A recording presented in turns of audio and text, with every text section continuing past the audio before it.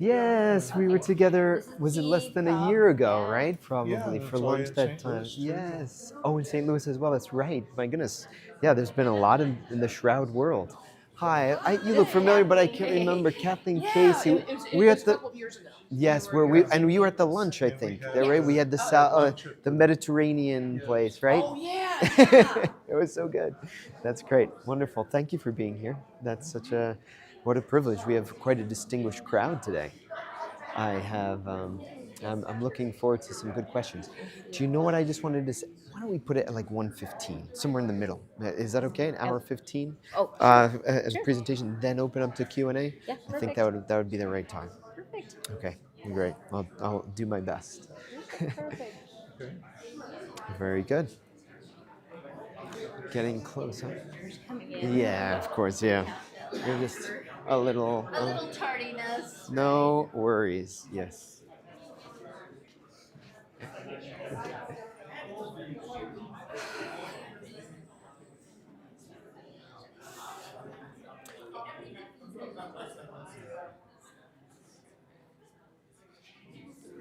Steal this.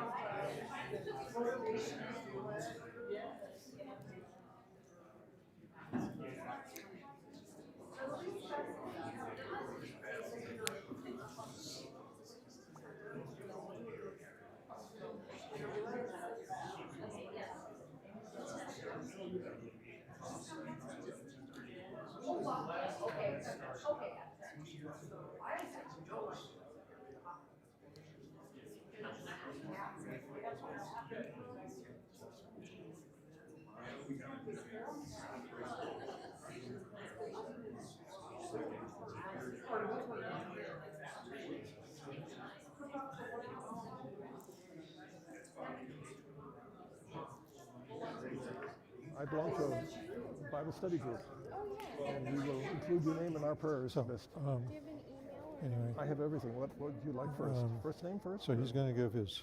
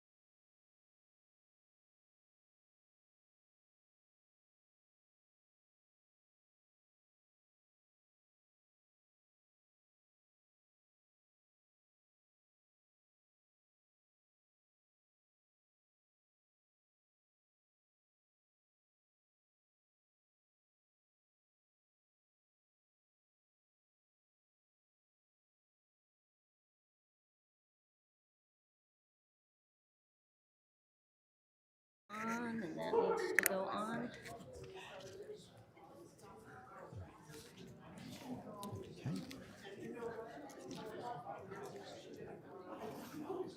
Good evening, everyone. Want to thank everybody for coming this evening. See many familiar faces. So happy to have you all here today, this evening. I am Christy Proctor. I am professor of chemistry here at Colorado State University, Pueblo. And we are delighted to have this presentation this evening regarding the Shroud of Turin and all of the scientific studies that have been done, and hopefully to shed light on what we know and what we don't know about the Shroud.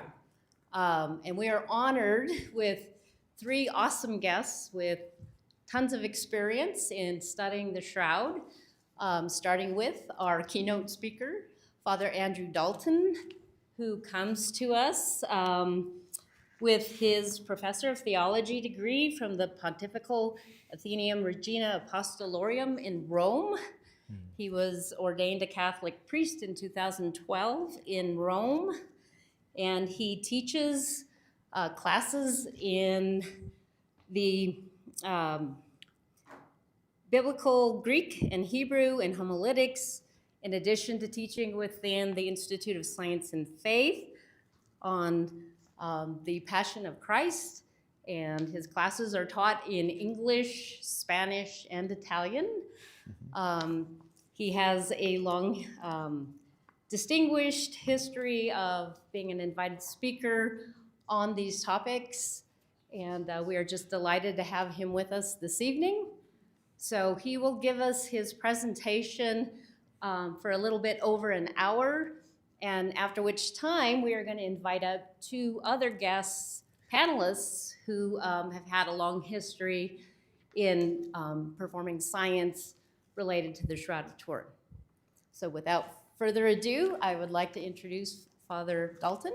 Okay. And it's all yours. Thank you so much. Thank you.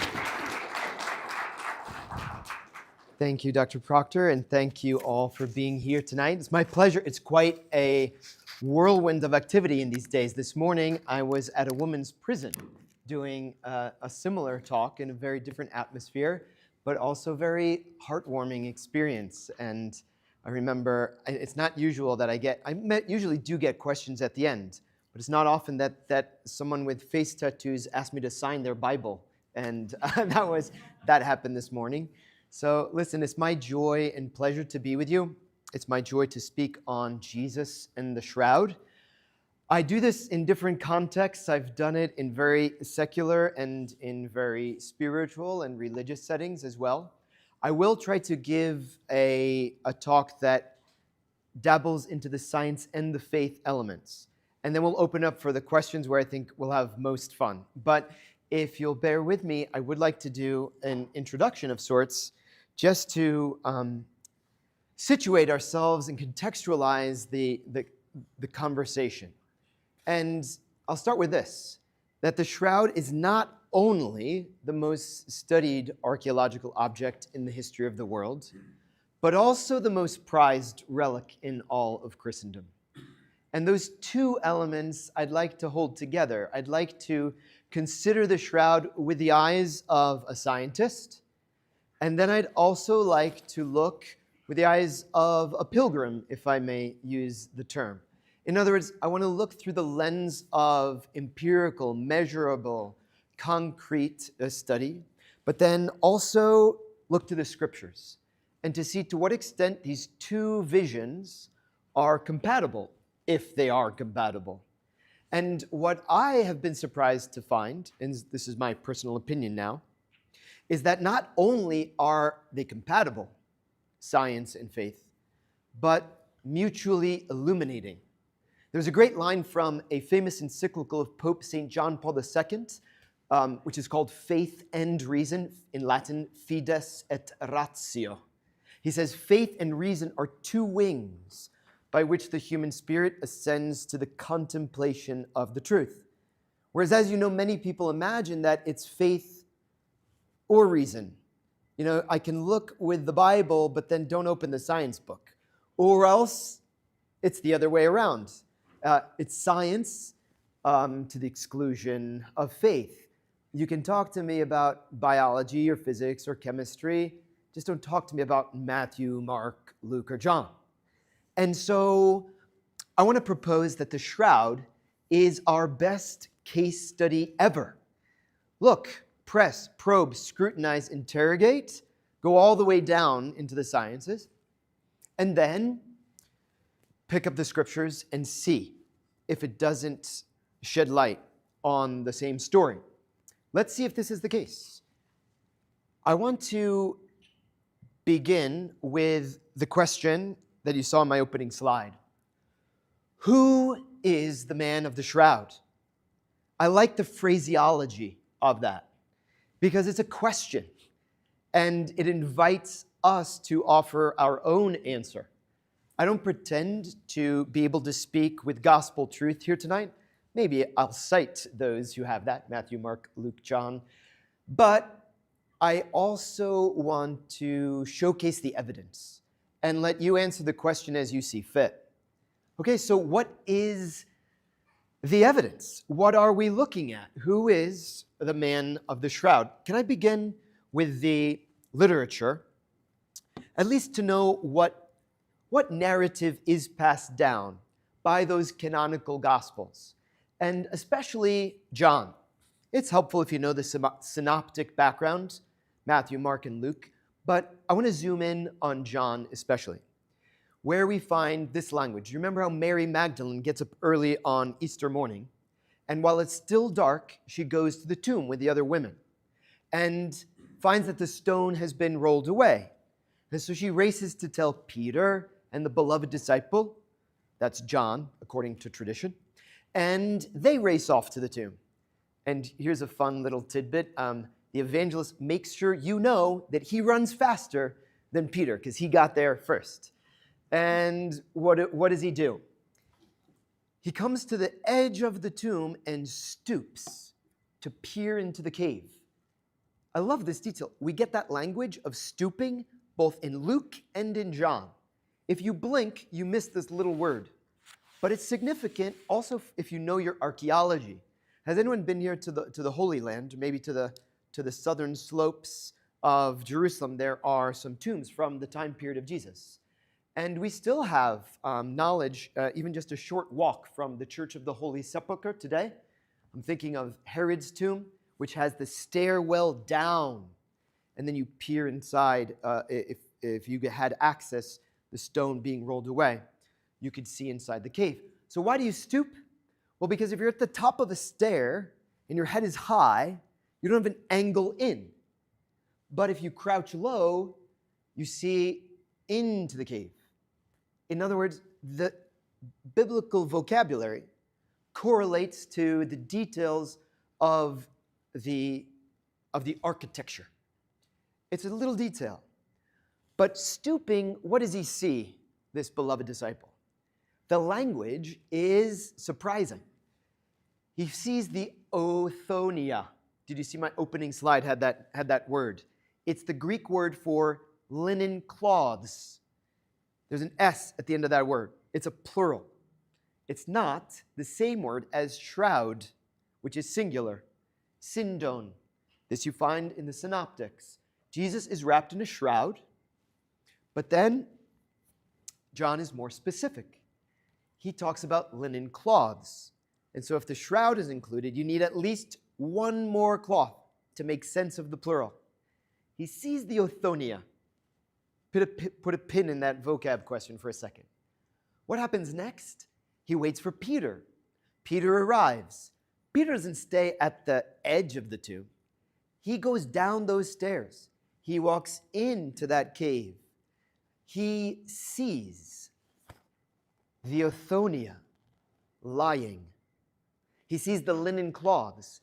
And being more up close and personal, he even gives us more details. In addition to the linen cloths, he also sees the napkin, the handkerchief, the cloth that had been on his head. Well, now it's folded up or rolled up on the side, not with the othonia. This is where I begin to shake my head. And I'm like, really? 3 times? You're going to mention the word othonia, othonia, othonia? This is Easter Sunday. He's about to tee up the most momentous claim in saying the first witnesses who believed Jesus' resurrection and were talking about the dirty laundry, not once, not twice, but 3 times. This is the gospel message everywhere in Christian churches on Easter Sundays proclaimed. Half of it is about linen cloths. Why?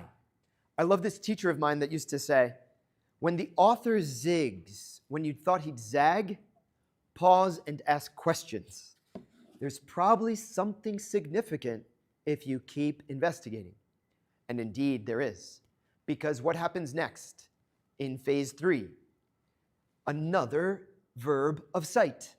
The first, he saw from a distance. That was John.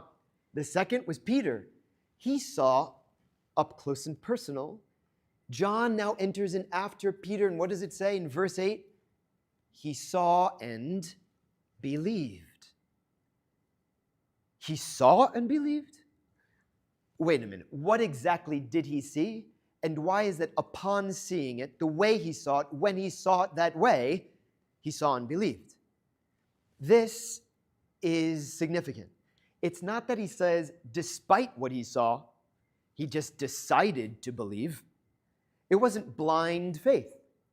There was a visual cue. There was some prompt in the order of the senses, in the order of the empirical, that led him to belief. And so that begs the question of, what did he see so that he believed? Faith and reason? Here's another exegetical insight. Even though I said there's 3 verbs of sight, and indeed in English it appears as he saw, and he saw, in the original Greek it's 3 different words. Blepo, theoreo, and horao. Why the shift in vocabulary? Because there's an intensification, there's a progress, and we are escalating as we move towards the statement of he saw and believed. So, what did he see? This is where we need to pay closer attention to a text we've read often but perhaps pondered too little. Because if you pay close attention, it is not an empty tomb which is described. Yes, I know we use that language, and it's helpful insofar as it indicates that the body that was expected to be there isn't. Insofar as it's absent, it's fitting to speak of an empty tomb. But why is it not so fitting? Because the gospel writer goes out of his way to describe not what's absent from the tomb, but what's present in the tomb for long verses. So what is it about these verses? You know what some have imagined? I disagree with this reading, but okay, this is kind of fun. Some say Jesus folded his napkin every day in the same way. And so, I know I'm just imagining an origami swan or something. And then they appear on Easter Sunday, and ta-da, the same swan is there. And somebody's like, I know who made that, right? Jesus is up and about. I think that strains credulity. I think that lacks a textual ground. But I like the insight that suggests there's some visual prompt. There's something about the condition of the empty tomb that leads them towards belief. So what's a better reading that clings to that insight but is more faithful to the text? This is where you got to back up. Flip back 1 page to when Jesus is placed in the tomb. Pay better close attention to the way in which he's wrapped, or better, the way in which he's bound. This is a mistranslation in many English Bibles. Jesus is not just wrapped in a linen cloth, he is bound. Why is that significant? Turn back to John 19 and verse 40. Do you remember who does the binding, who does the burial? There's 2. It's Joseph of Arimathea and it's Nicodemus. Joseph is the same who purchases this long cloth, this pricey object. And indeed, you'd have to be a wealthy man to buy a cloth as big as this, as we shall see. But it says that these 2 took the body and bound it with the aromatics, aromaton, the spices, 100 pounds of aloe and myrrh. Think of this. A 5-pound sack of coffee looks about, yay big, like a big brick, maybe. If you multiply that times 15, you'll get to 75 of our pounds, which corresponds to 100 Roman pounds. That is a lot of aloe and myrrh. And that is together with the body inside of the linen cloths. So, here's the picture that I think we need to paint for ourselves. This long cloth wraps around him like forgive me, Jesus, a taco, right? So, I think it's helpful because you see how there's 2 parallel planes, but because it's so long, it wraps around the top of the head. But it's not just that. It's not just wrapped. It's deo, bound. This is a word pair that appears often in Scripture, to bind and to loose. You're familiar? Deo and luo. It's famous for Catholics because we like to cite Matthew 16, 18 and following when Jesus says, you are Peter, and on this rock I will build my church, and whatever you bind in heaven will be bound on earth. Whatever you loose, did I say that right? Whatever you bind on earth will be bound in heaven. Whatever you loose on earth will be loosed in heaven.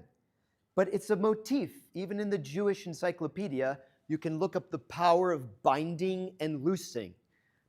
Binding and loosing is anti-parallel. Look, this will jump off the page once you see it in Lazarus. Do you remember how Lazarus was in the tomb, but he was called out of it? Just like Jesus was in the tomb, but comes out of it. Well, so too Lazarus was 3 days in the tomb. But when Jesus calls him out, you remember he says, Lazarus, come out. And then he adds, unbind him. Poor guy, he has to die twice. He goes into the tomb, he comes out of it, but he's just resuscitated, he's just reanimated. He comes back to life in such a way that he needs to die again. But when he comes out, he comes waddling out, I suppose, because he's still wrapped. No, he's still bound in his burial clothes. And he needs help from other humans standing by to unbind him. There's a metaphor here that you need to know. Binding is in the semantic cloud of being in prison.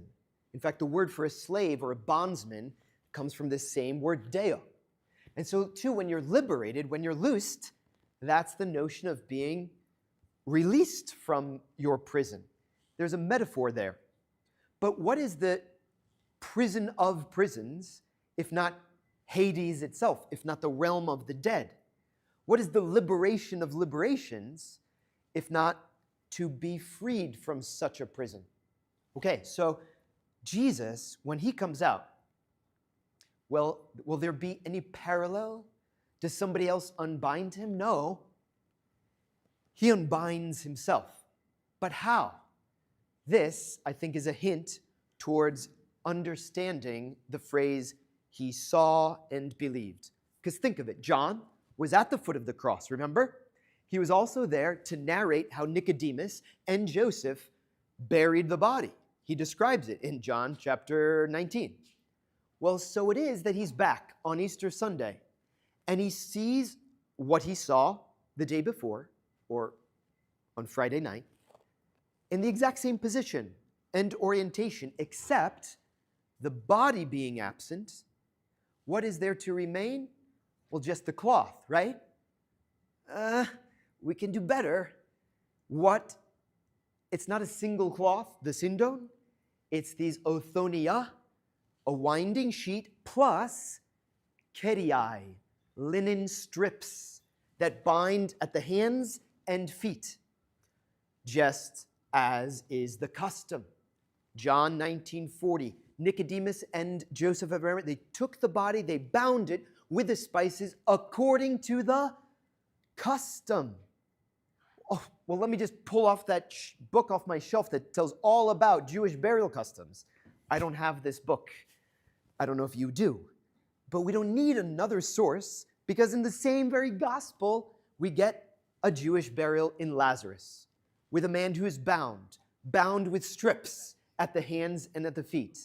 Well, if he's a Jewish custom and a Jesus is buried as according to that custom, it stands to reason that Jesus is bound with linen strips.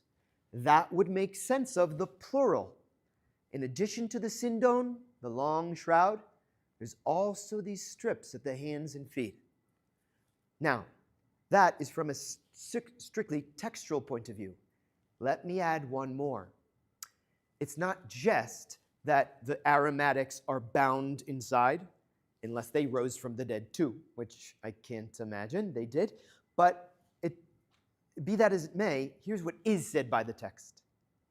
The cloth is described with one word that appears 3 times in this passage, and that word is kemena, and it means lying. Many translators don't know what to do with this word, and so they invent things that aren't there. They say the cloth is lying on the ground. Wait a minute, where in the Greek does it say on the ground? Nowhere. But see how they're imagining? His point is to say where it's lying. It's lying on the ground. It's not on the table. It's not on the stairwell. Oh, it's on the ground. Is that what he affirmed? No. That's a speculation. What it actually says is just lying. Do you know what the interpretation that I think is closer at hand, more on the surface, is that it's lying flat because it's lying empty, or at least empty insofar as the body that used to be contained no longer is. So the cloth can collapse. Maybe there's a divot in the shape of a body in the center, as if the body just came through the cloth, and yet the bindings are still there. Can you imagine why, if John saw such a thing, he would see and believe?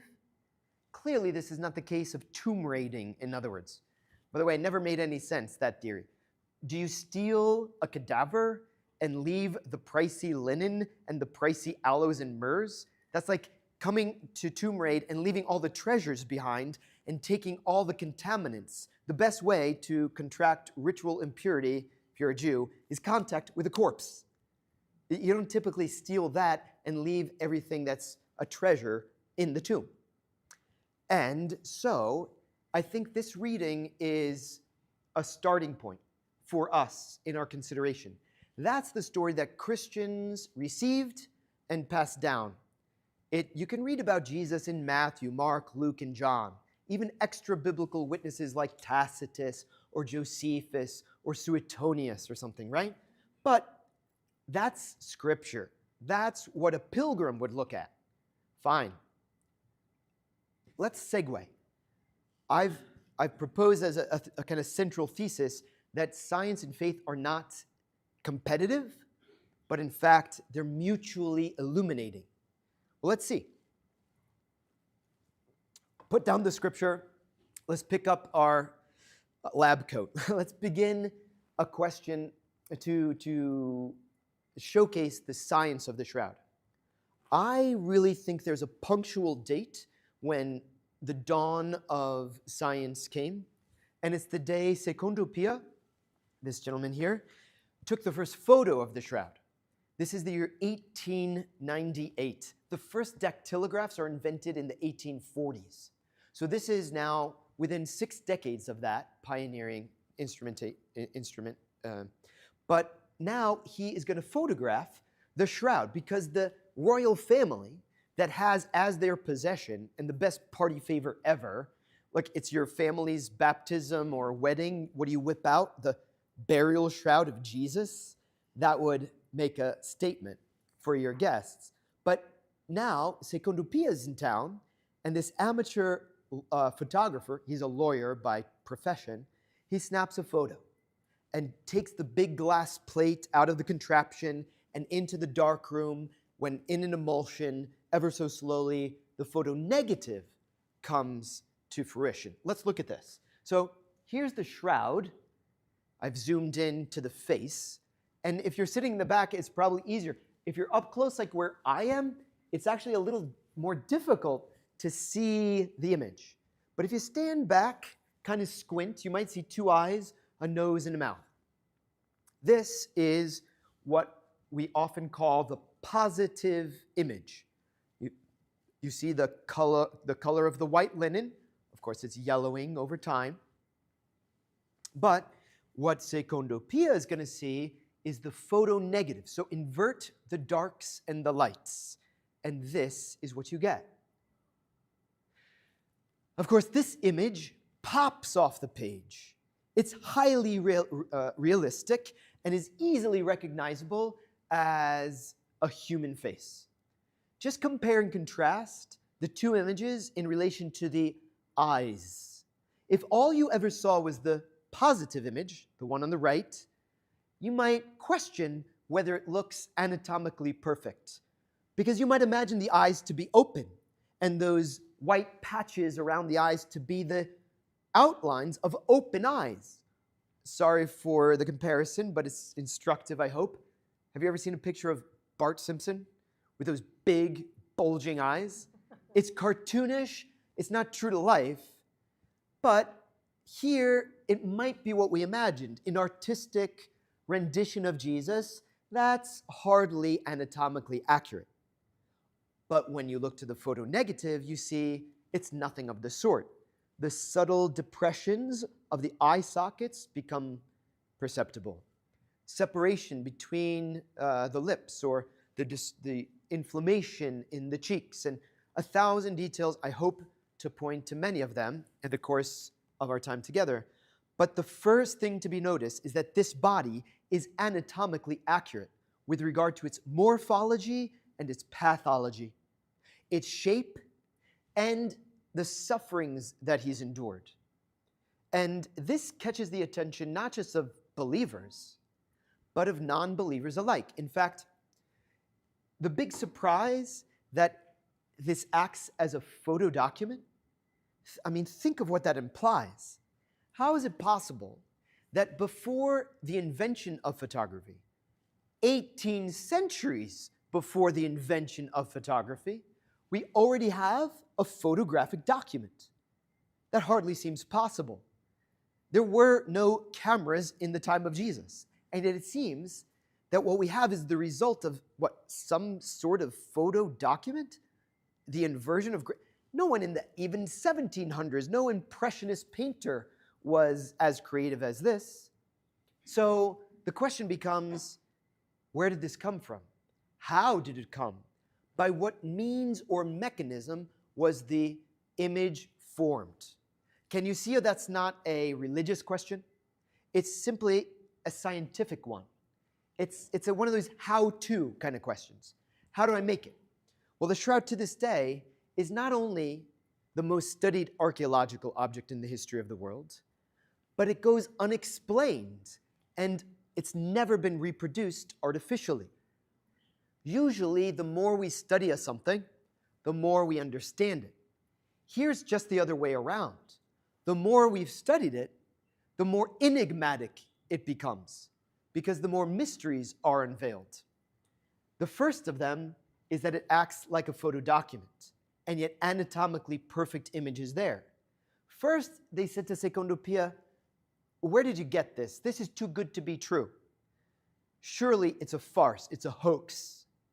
Well, it's not until 1931, now when Giuseppe Enrie, a professional photographer, repeats the experiment on the whole length of the shroud on orthochromatic film and creates these images that you see.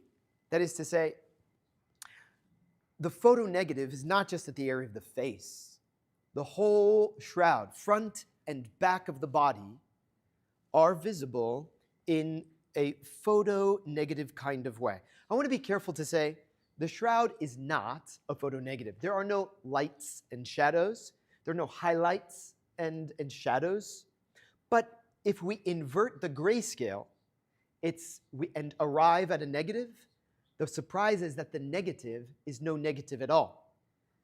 You know, we have a specialist photographer in the house. Rudy Dichtel will speak much more to this, but he worked together with my teacher, my mentor, Barry Schwartz, who I'll mention in a moment. And I hope we can dive more deeply, Rudy, into those kinds of questions. But let's zoom in at this torso and at the face. And I want to ask this. How did that get there? How did that image, in that way, how is it formed? By what mechanism? That's the question that remains unanswered. And the more we press, the more we probe, the further away it seems we are from explaining it.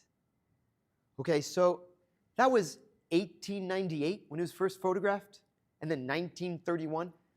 As you can imagine, we have more sophisticated technology than cameras today. So what would happen if we were to bring that kind of instrumentation to bear on this most studied object? Well, I want to introduce now Dr. John Jackson in the background and Dr. Eric Jumper in the foreground holding the shroud. Because these two scientists, right from your backyard, I guess, discovered something truly remarkable. This is a watershed in shroud study. Because what happens? They slip an image of the man of the shroud under the VP8 image analyzer and are the first to visualize what no one else did, that this cloth, which is two-dimensional, contains three-dimensional information, encodes that information. You heard me right. I mean, the cloth is flat, and yet we can reconstruct a statue of the body based on mathematical data that is encoded in the cloth, but only seen with the help of modern instrumentation. Okay, so I'll explain further. The shroud is, the image on it, is monochromatic, one color. So here's an analogy.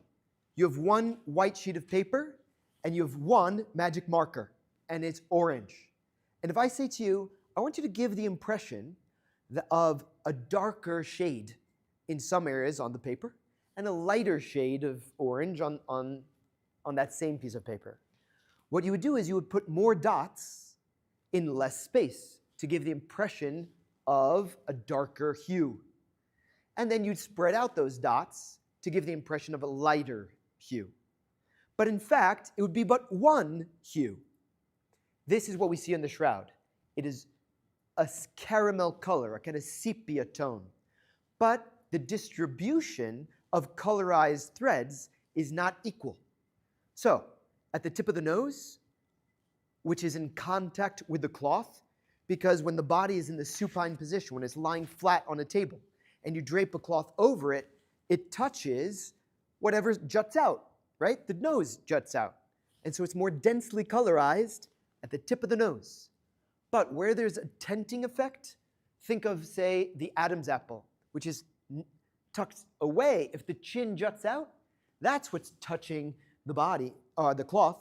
But there's a gap between that portion of his body and that portion of the cloth. The result is that it's less densely colorized, where there's a greater distance between the body and the cloth. The VP8 deciphers what is encoded on the cloth. No one had ever seen that until 1976. I can't tell you how mind-boggling it must have been to those who first discovered this, but I can tell you this.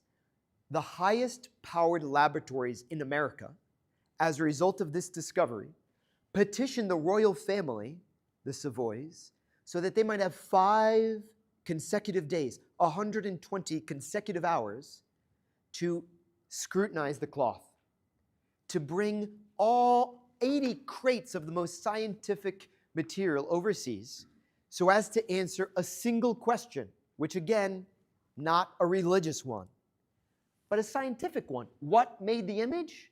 Well, let's come as with all the sectors of science, physics, chemistry, biology, X-ray, infrared, pyrolysis mass spectroscopy, sticky tape samples, blood samples, all to answer how the image was made.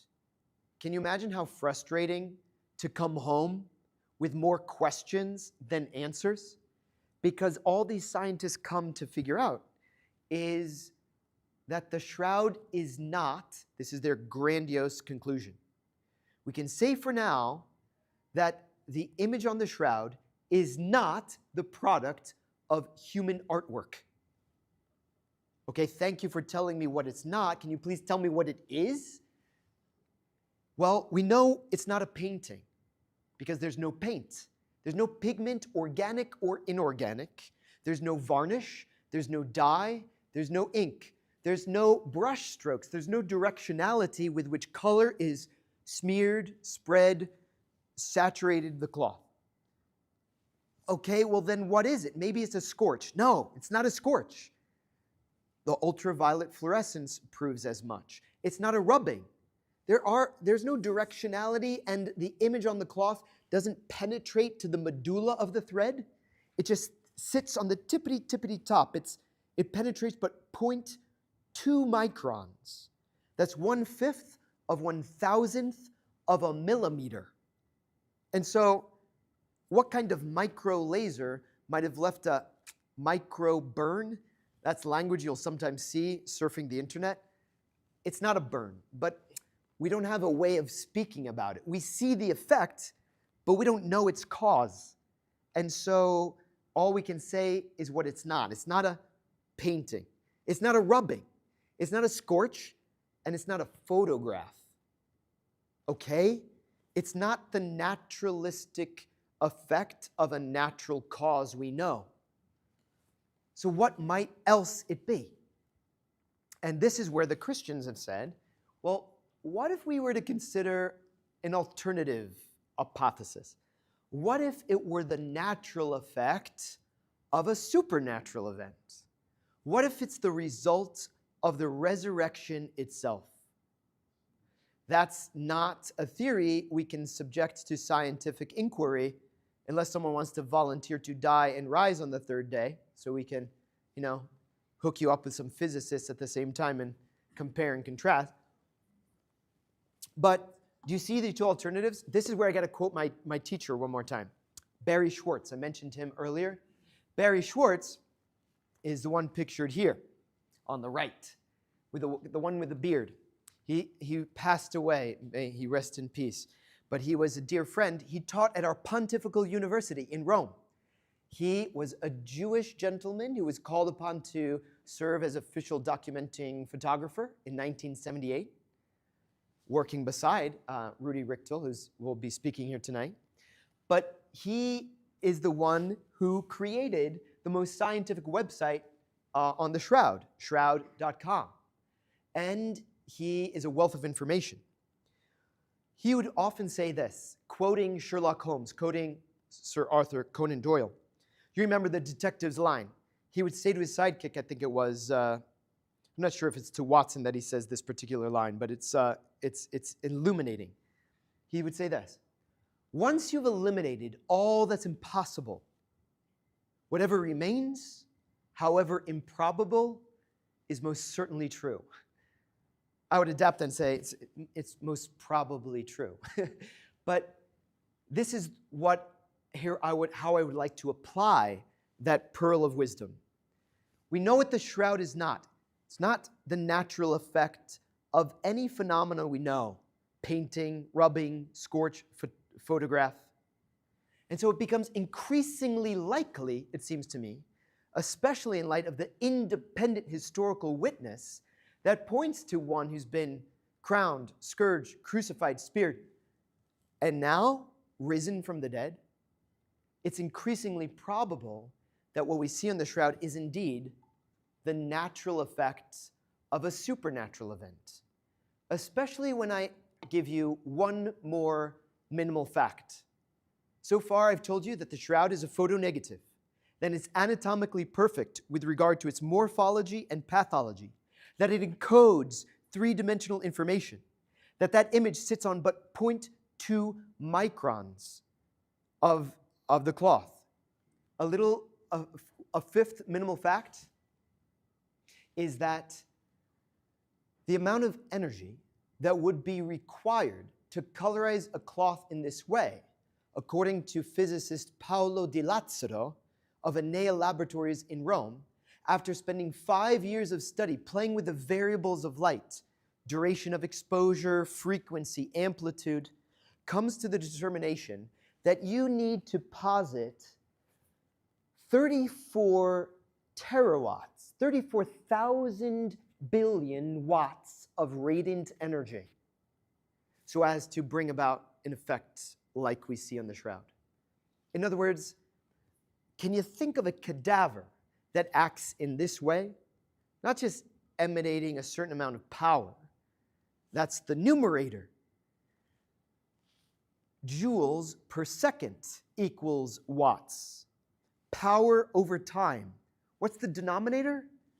The impulse is something like 1/40 billionths of a second. So we're talking about a cold, quick burst of radiant energy that doesn't carbonize or scorch the cloth, nor does it fail to leave any trace whatsoever. No, it hits this sweet spot such that a caramel color is on the cloth, but not indiscriminately. It's not just hardware, it's software, if you can follow my analogy. It's not just an indiscriminate burst of light, but it's one that leaves an anatomically perfect human body. This is what's mind-boggling. This is what eludes explanation, especially if we're thinking in merely naturalistic terms. Do you know that there's $1 million reward, first in the UK and then in the US? David Rolfe, British filmmaker, originally atheist, then agnostic, now a Christian believer.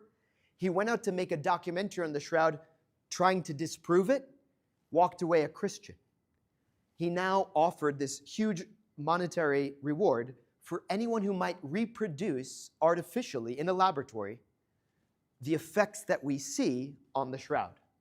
No one has claimed that prize to date. Okay, so this is why I think it's increasingly probable the Christian notion that the image of the shroud is the natural effect of the resurrection itself. Some basics about the cloth. And I'll try to do this in about a half an hour so I can open up for questions. That's the good stuff. But quickly, 4 types of marks that you need to know, and so easy to see. The first is the result of fire. Can you see the triangular patterns at the left and right, and you can see the line of symmetry between them? See, the shroud was folded up and inside of a silver casing, but in the fire of 1453, it was transferred to Chambéry in 1453, but the fire came in 1532, and it melted down the silver casing. And when you unfold the cloth, you see these holes in it. That's the result of a fire. It's empty space. You see that triangle? If you're in Turin, you could poke your finger through that space. Okay, fire marks are so easy to see.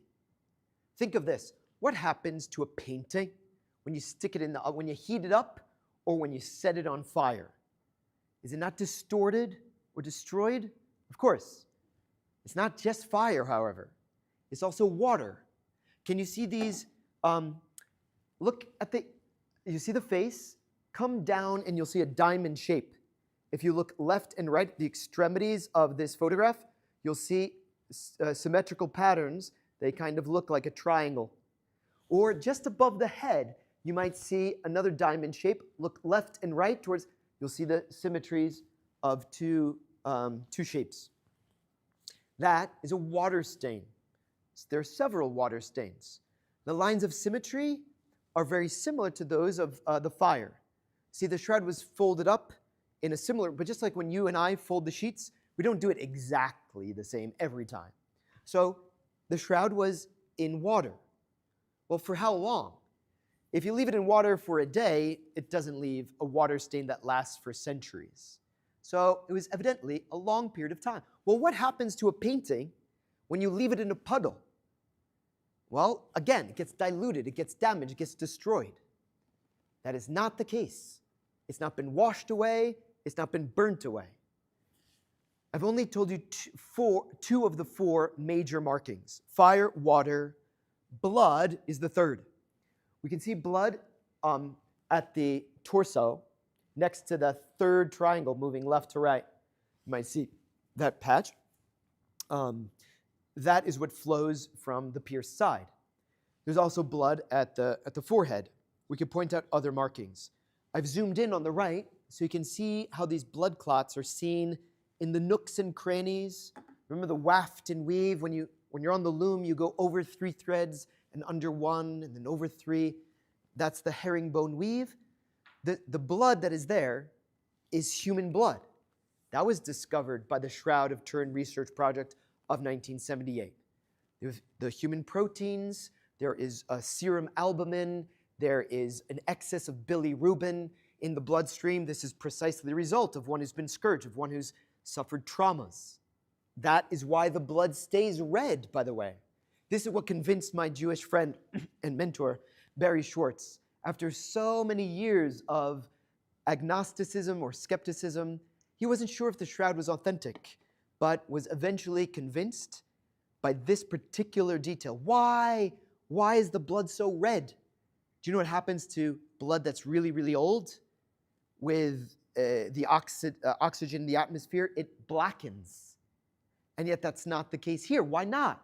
Well, some assumed it's because it's a painting. But then Stirp found out that it's not.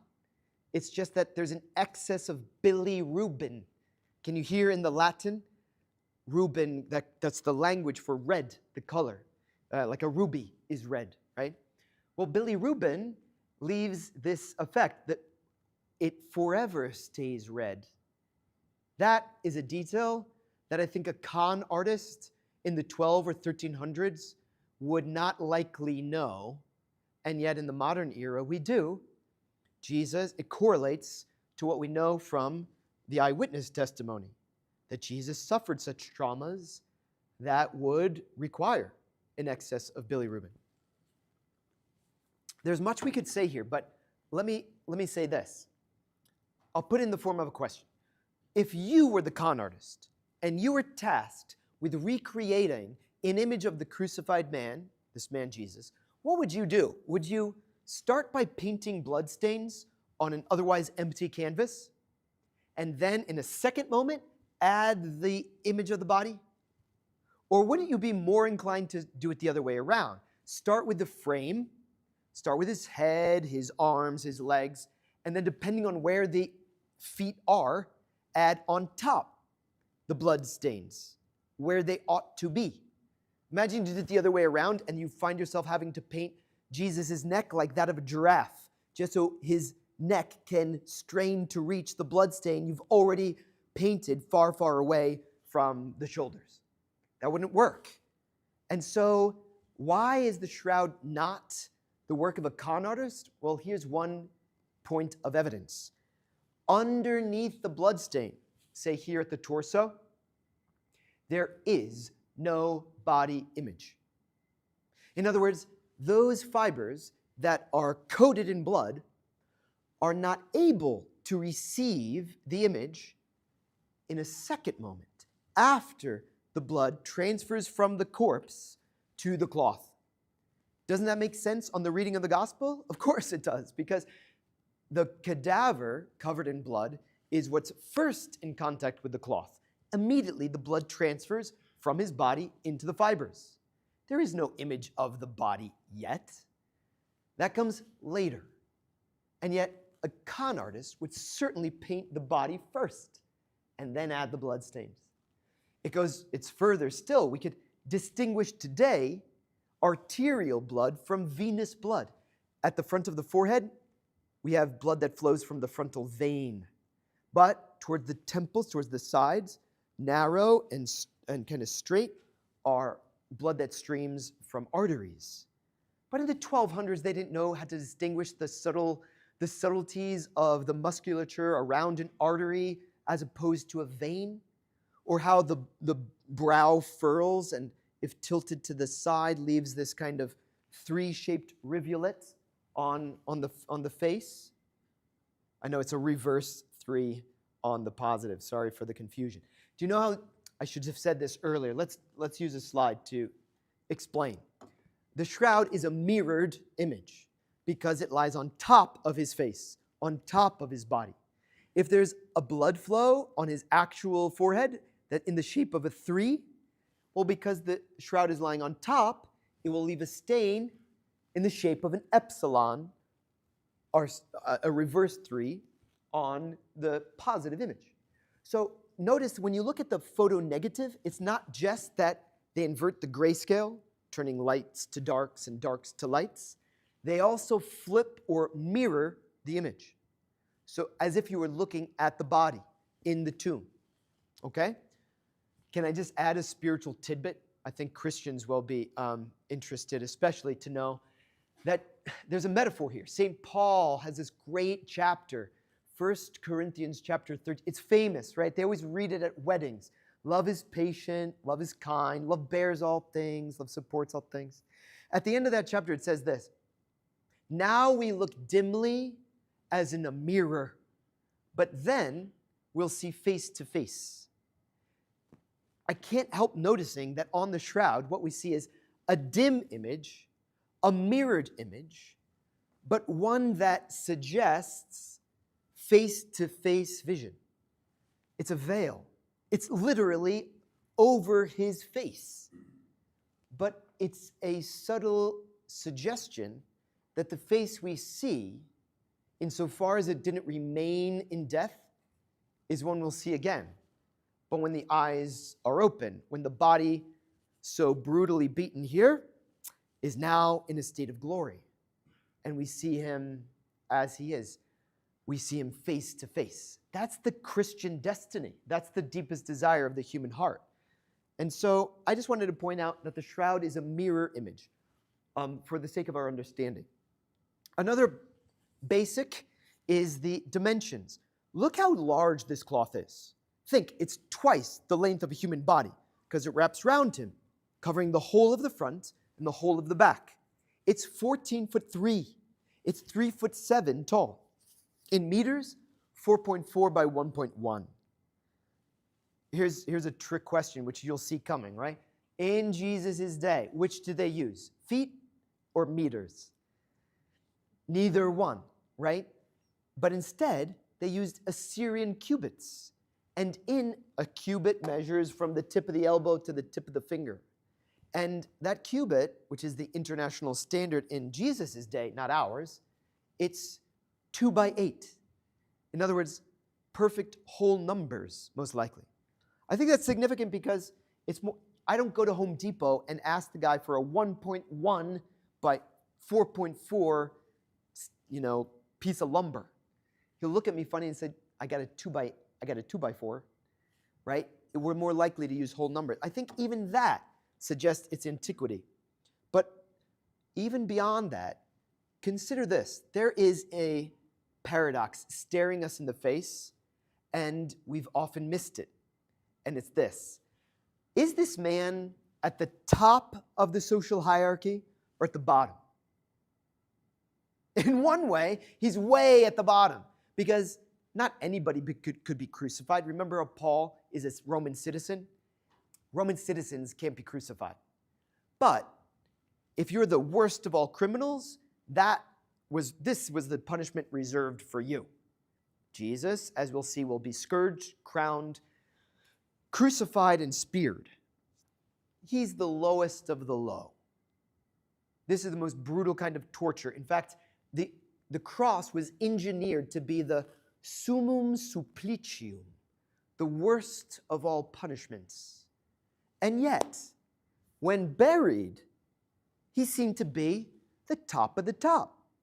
He's buried as a king in a pricey linen that's huge and fine. The weave is a herringbone, a 3-to-1 herringbone. This is comparable to a liturgical garment of a priest.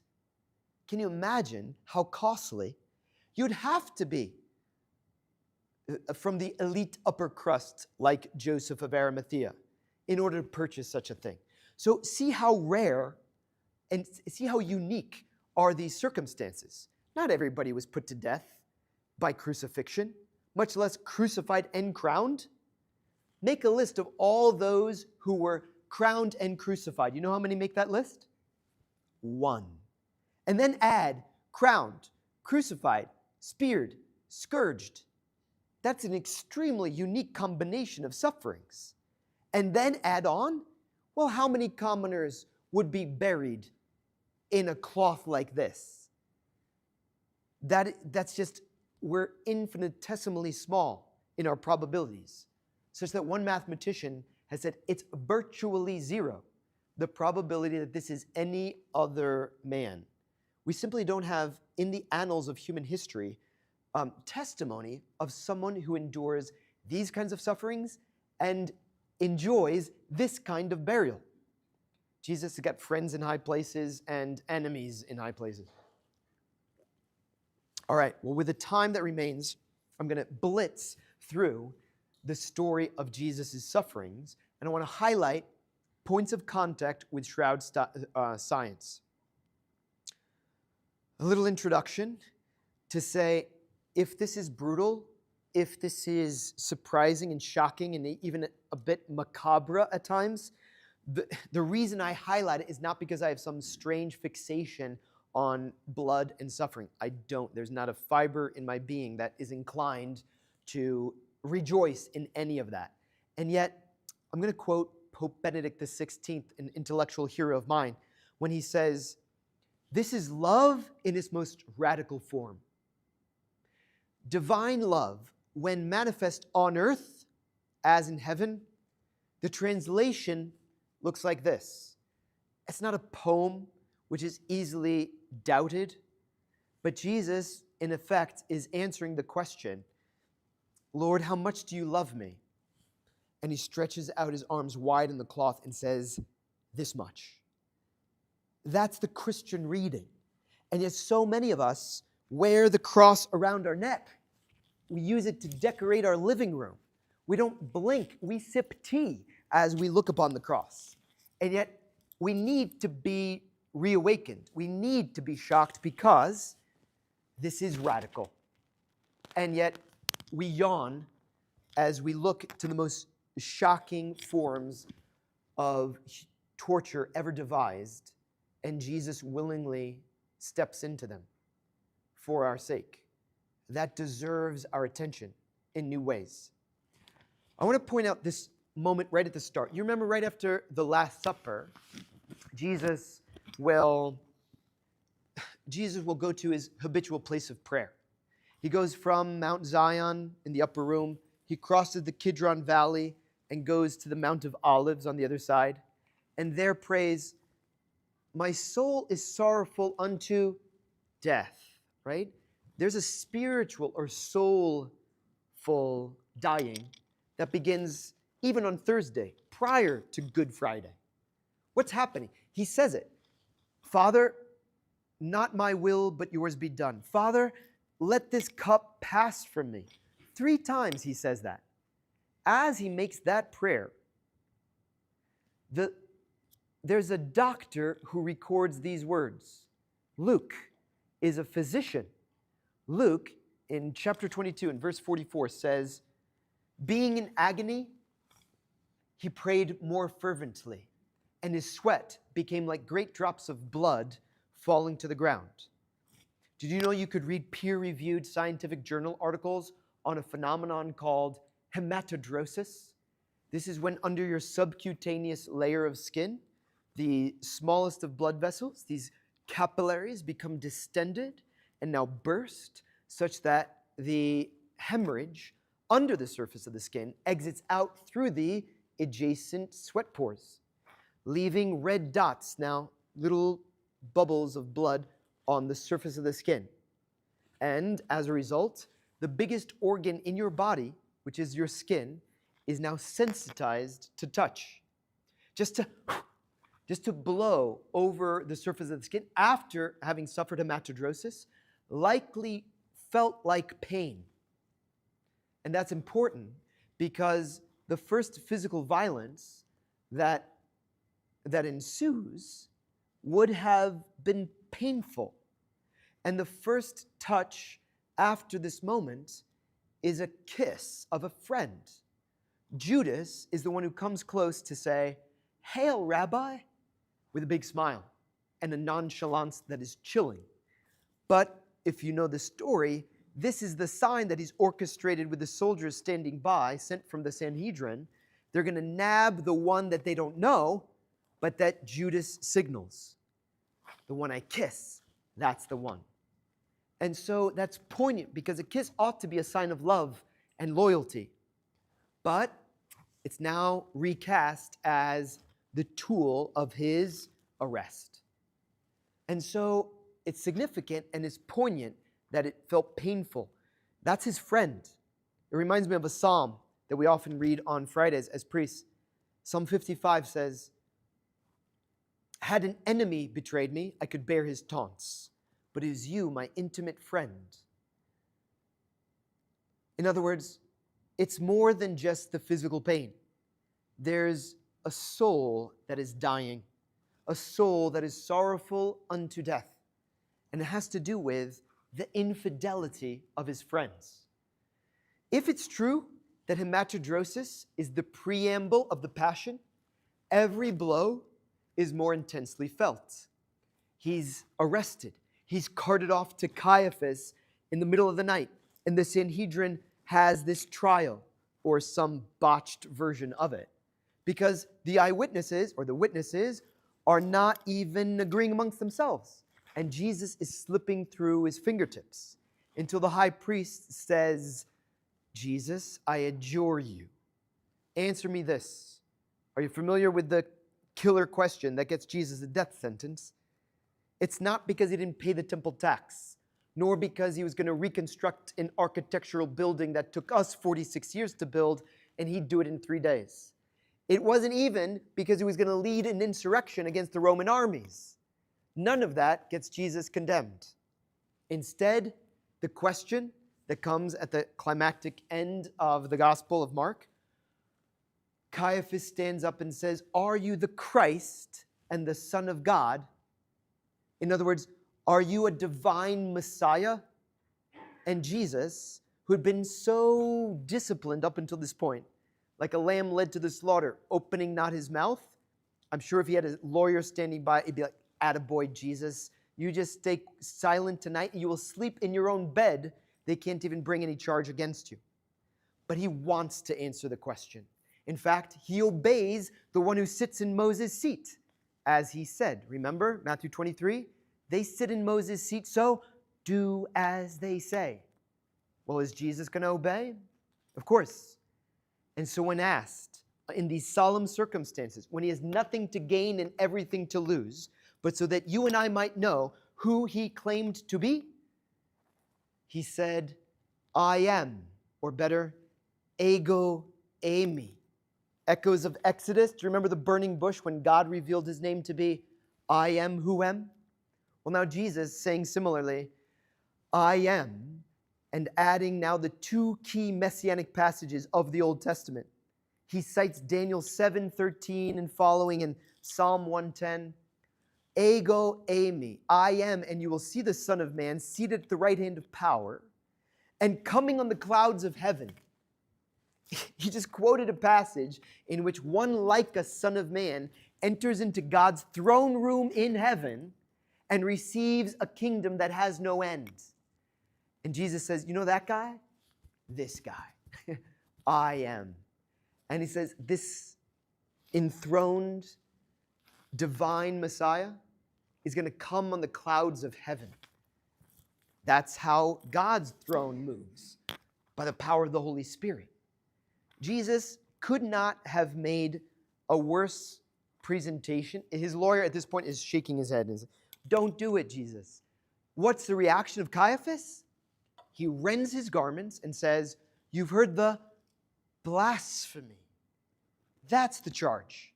That's a crucifiable Jesus, historically speaking, the one who claims to be the Christ and the Son of God. So, that's so important. The first blows, the ones that you see evidence of on the shroud, look to the cheeks. See the inflammation.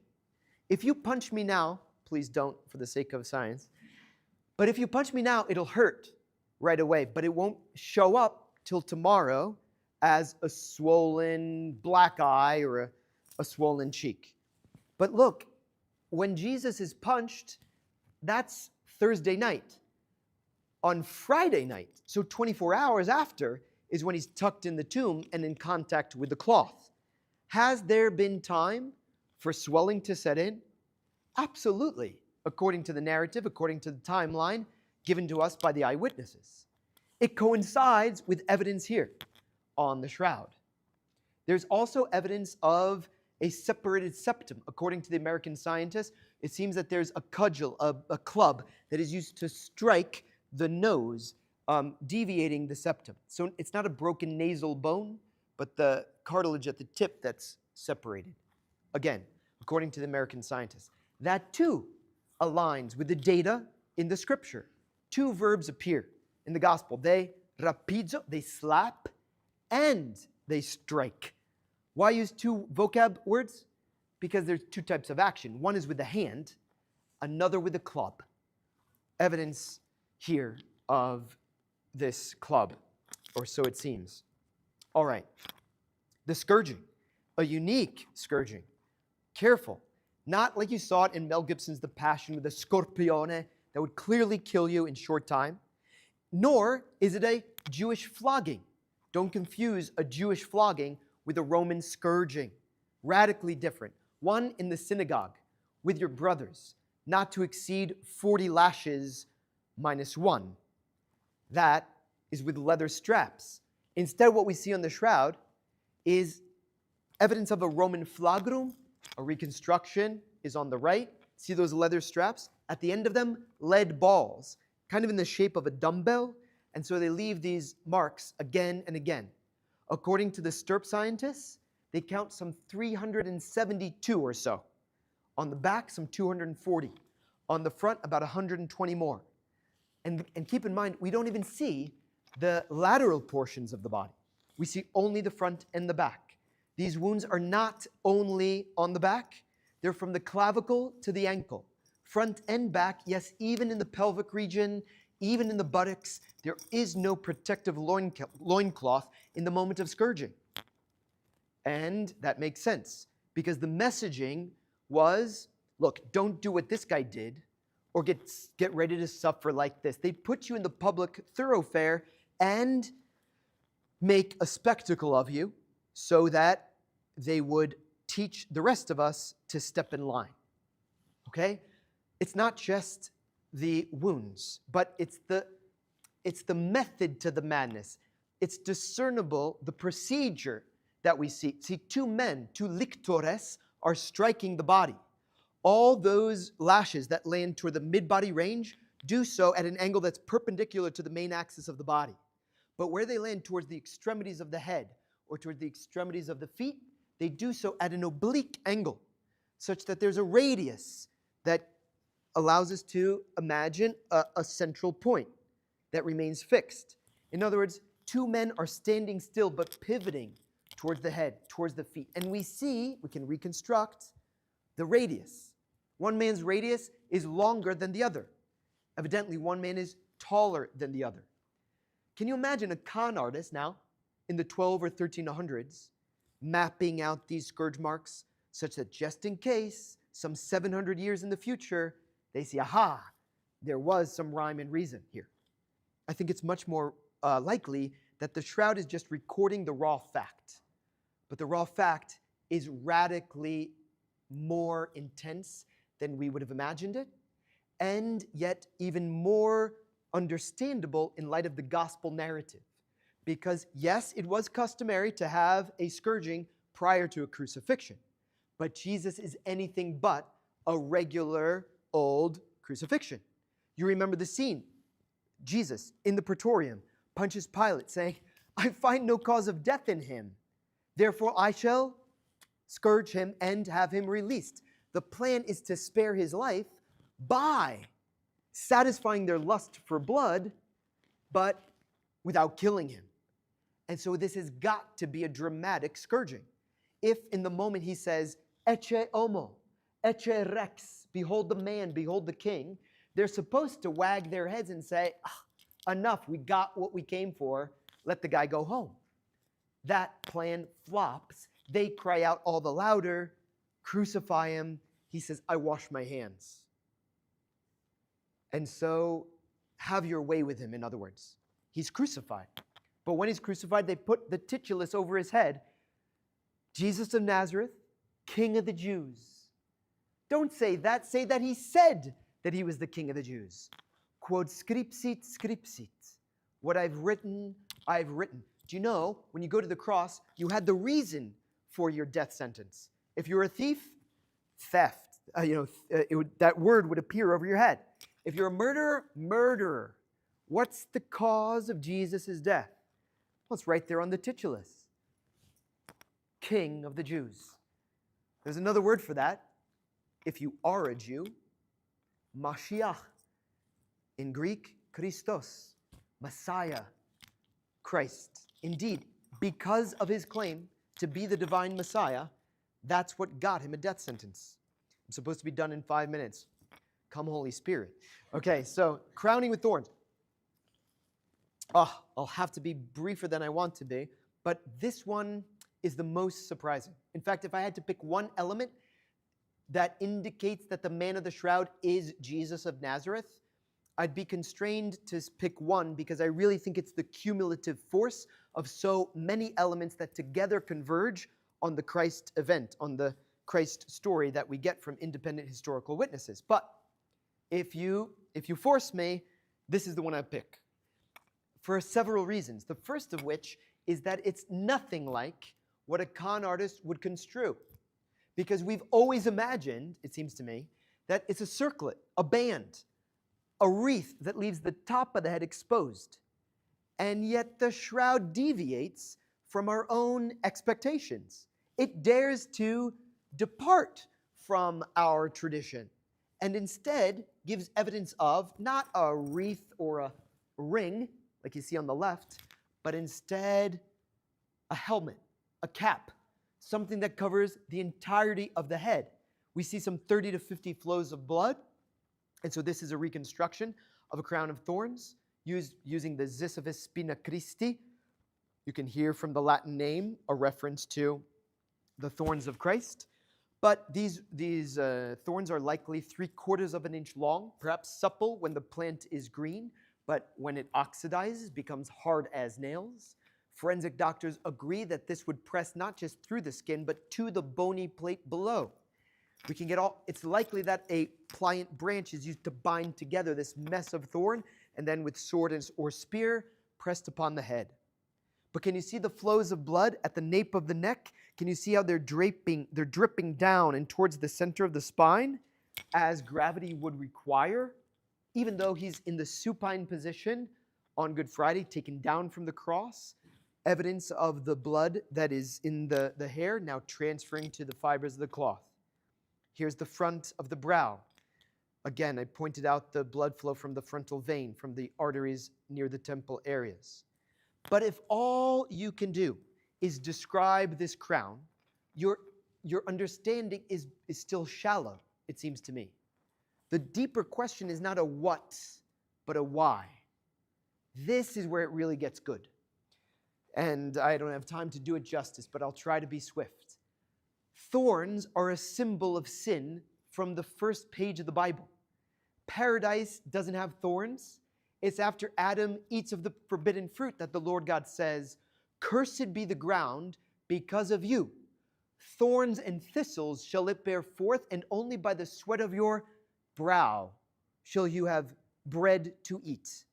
This, of course, sets the stage for a drama that is going to unfold, and it's resolved in salvation history in Jesus, whose brow wears a crown of thorns, or better, thorns and thistles, a picture of the curse that is the consequence of the original sin. It's the fallout of the fall.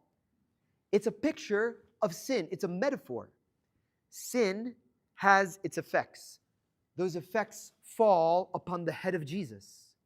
Jesus, without opening his mouth, but by wearing a crown of thorns, is saying, for those who have eyes to see and ears to hear, I am the sin bearer. I bear the sins of the world on my own head. In his first sermon, Jesus uses the language of thorns and thistles. The exact vocabulary, as appears in Genesis 3, is also on the lips of Jesus himself. Go figure. He knew his Bible.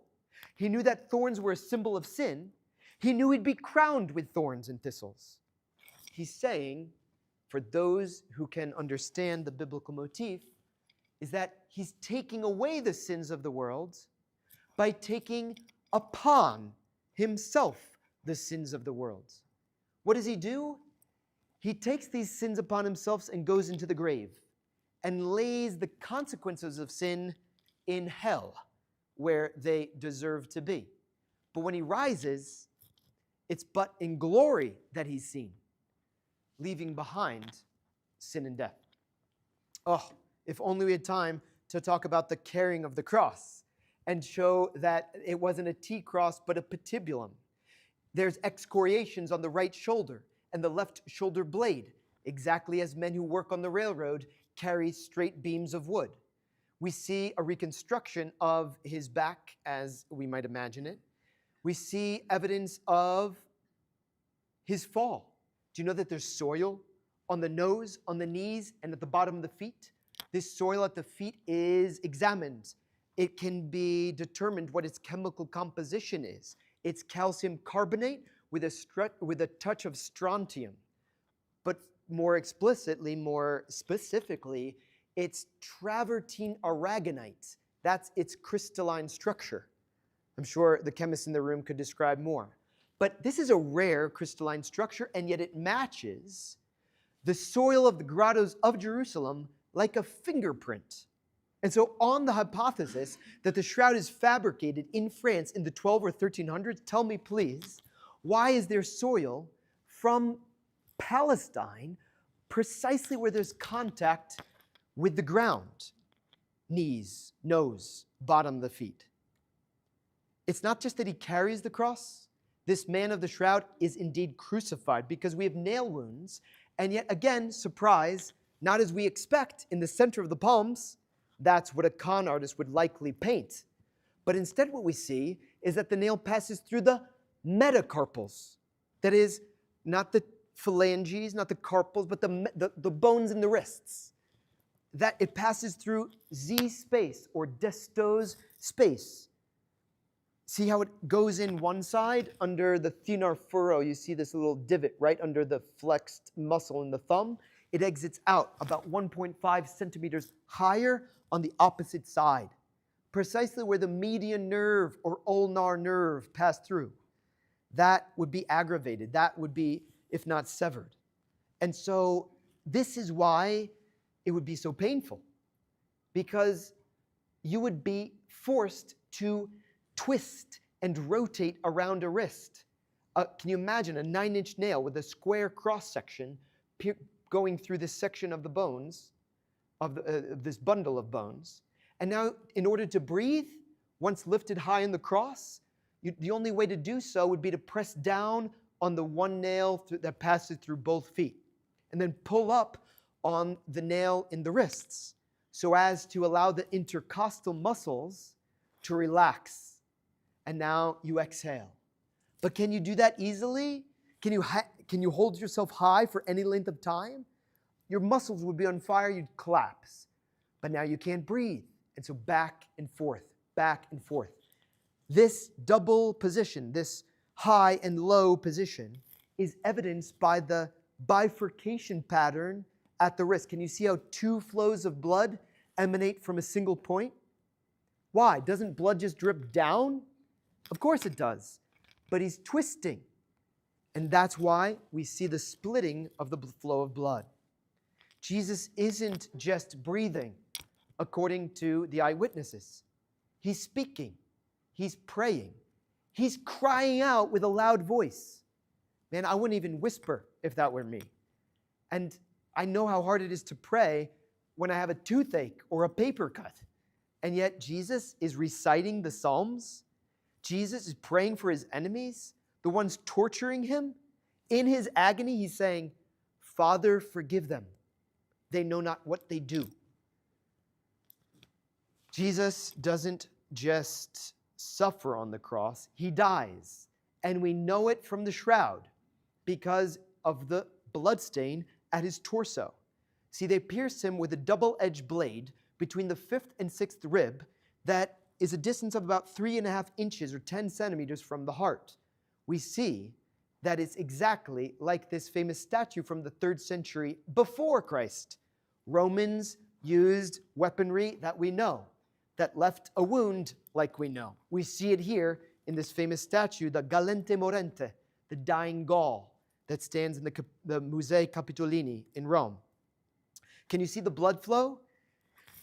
Do you see how it has these patches that suggest that the blood spurted out under pressure, such that it's likely that this is the result of a pleural effusion when the spear passes in this spot between the 5th and 6th rib. You can see an elliptical shape. That's where the blade, with its double-edged blade, passes through. Right there. It says in the gospel that when they pierced his side, outflowed blood and water. If only we could see the water.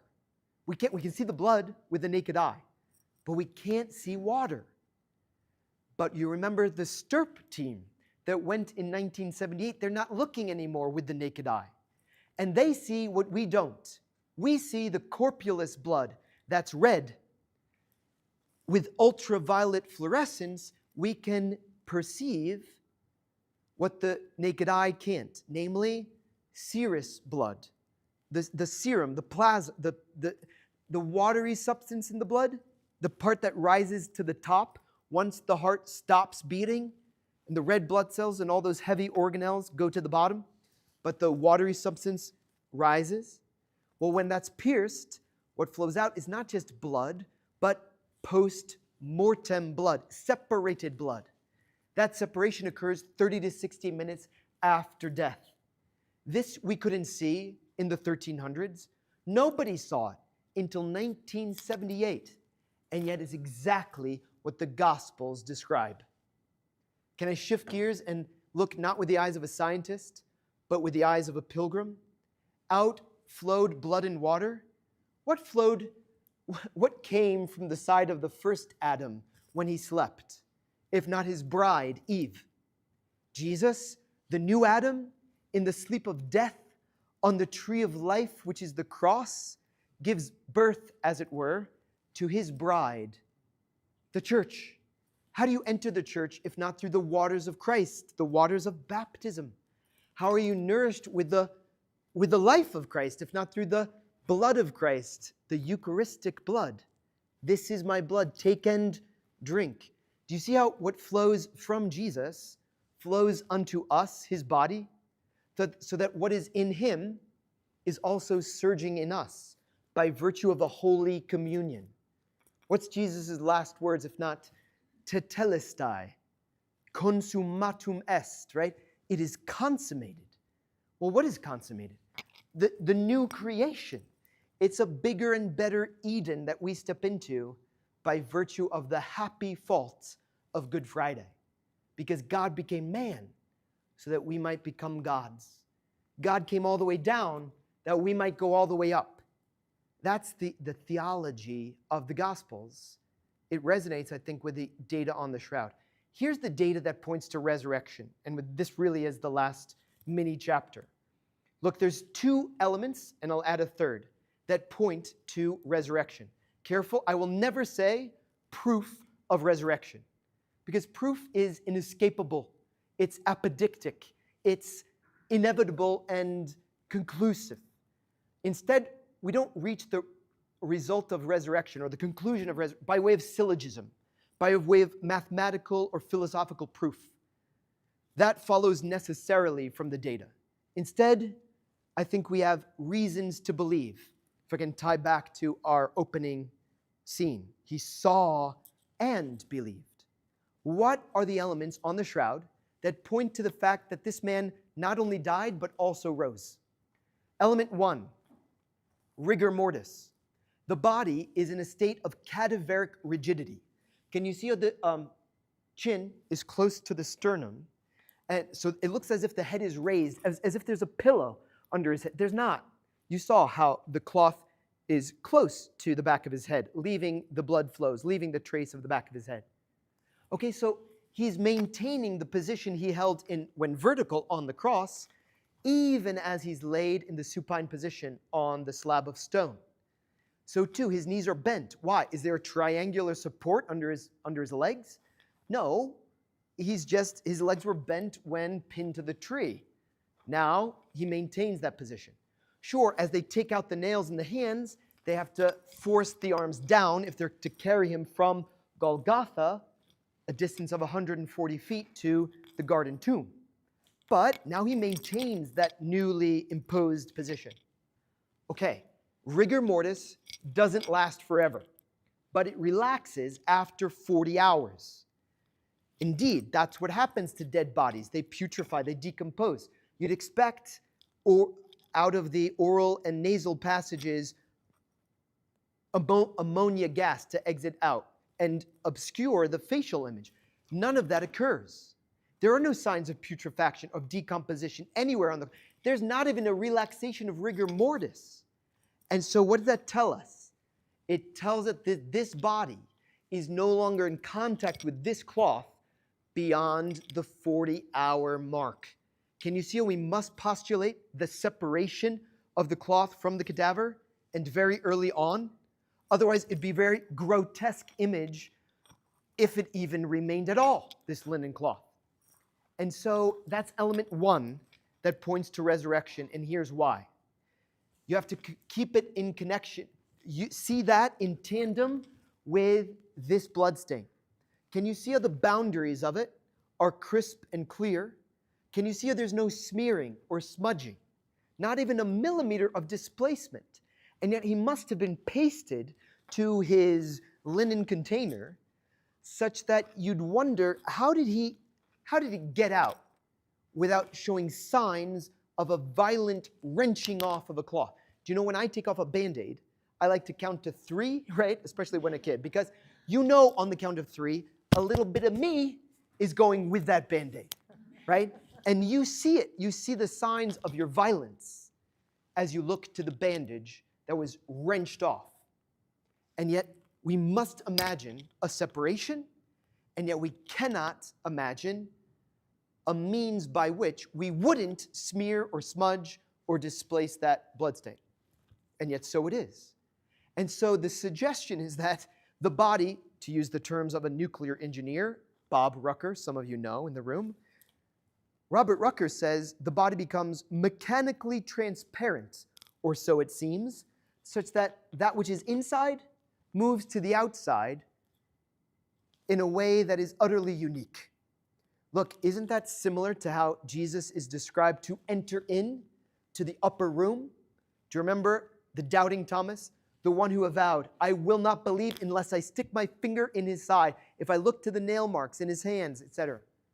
Jesus appears on that 8th day and says, Thomas, don't come forward. Put your finger in my side.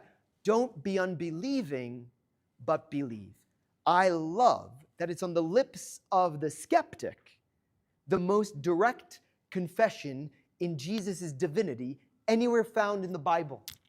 It's the one who had no predisposition to believe, but when faced with reasons to believe, that he moved from disbelief into faith.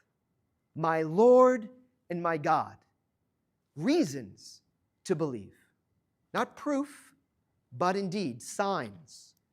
Some of them are discernible on the shroud. If it's light that emanates out from the body, 34 terawatts of radiant energy, cold and quick in a 40 billionth of a second, leaving a trace that's but 0.2 microns as a photonegative, encoding three-dimensional information, the most studied archeological object in the history of the world, never explained, never reproduced. Tell me if these minimal facts together do not converge upon the conclusion that is also witnessed by independent historical witnesses that this man didn't remain in death, but rose. And when he rose, he said this, I am with you always to the end of the age. According to the Christian scriptures, Jesus didn't go up, up, and away. He remains sacramentally. Can I add this bit from my own faith? I'm a Catholic Christian, of course. But on this medal of the Holy Face, you see the face of the man of the shroud on one side. What's on the other side of this coin? The Eucharist. Jesus, who said, take and eat, this is my body. Take and drink, this is my blood. I am with you always to the end of the age. Can you see how that echoes the name given by the angel? His name will be Emmanuel. What does that mean? God with us. Well, how did the babe fulfill that? I am with you always in the Eucharist. The Jesus who died is the Jesus who rose, is the Jesus who remains. I've got to quote the Blessed that says, the cross and the shroud need to be held together. Because look, the cross received him alive and handed him over dead. But the shroud received him dead and handed him over alive. Can you see that's the two sides of the Paschal mystery? Dying, you destroyed our death. Rising, you restored our life. But follow that story just one step further. What happened to the shroud? The one that wrapped his dead body. Was it not laid on a stone slab in a tomb? Of course. If you go to that tomb today, where will you be? In a church, at an altar, wrapped in, guess what? A long white linen. It's open. It's not closed on a dead body. It's unfurled, and what you receive is the body, blood, soul, and divinity of Emmanuel himself. The one who as a baby was laid in a manger in a feeding trough. The one who said, I'm the bread of life, come down from heaven, not as your fathers ate and died. He who eats this bread lives forever. the climactic endpoint of all the Christian faith and all the Christian life is a Holy Communion. And that Holy Communion is what we're called to, I think, as we look to this face. Because if it's impressed by the resurrection itself, well, then it bears witness to not only his incarnation, the fact that he took on a mortal nature and in that nature died, proof of his humanity. But if it's the result of the resurrection, only God can call his shot and say, I'll die and on the third day rise. Well, that's proof then of his divinity. Could it be that the one picture we actually have of all that we might have asked for is the one that showcases the two pillars of our Christian faith, incarnation and resurrection, humanity and divinity? Who is Jesus? Who is the man of the shroud? He's the God-man, the one risen, the one who remains in the Eucharist. All right, I went too far, but now for the fun part. Thanks for your attention. Can we open it up for some questions? Absolutely. All right. Let's thank Father Dalton, please. And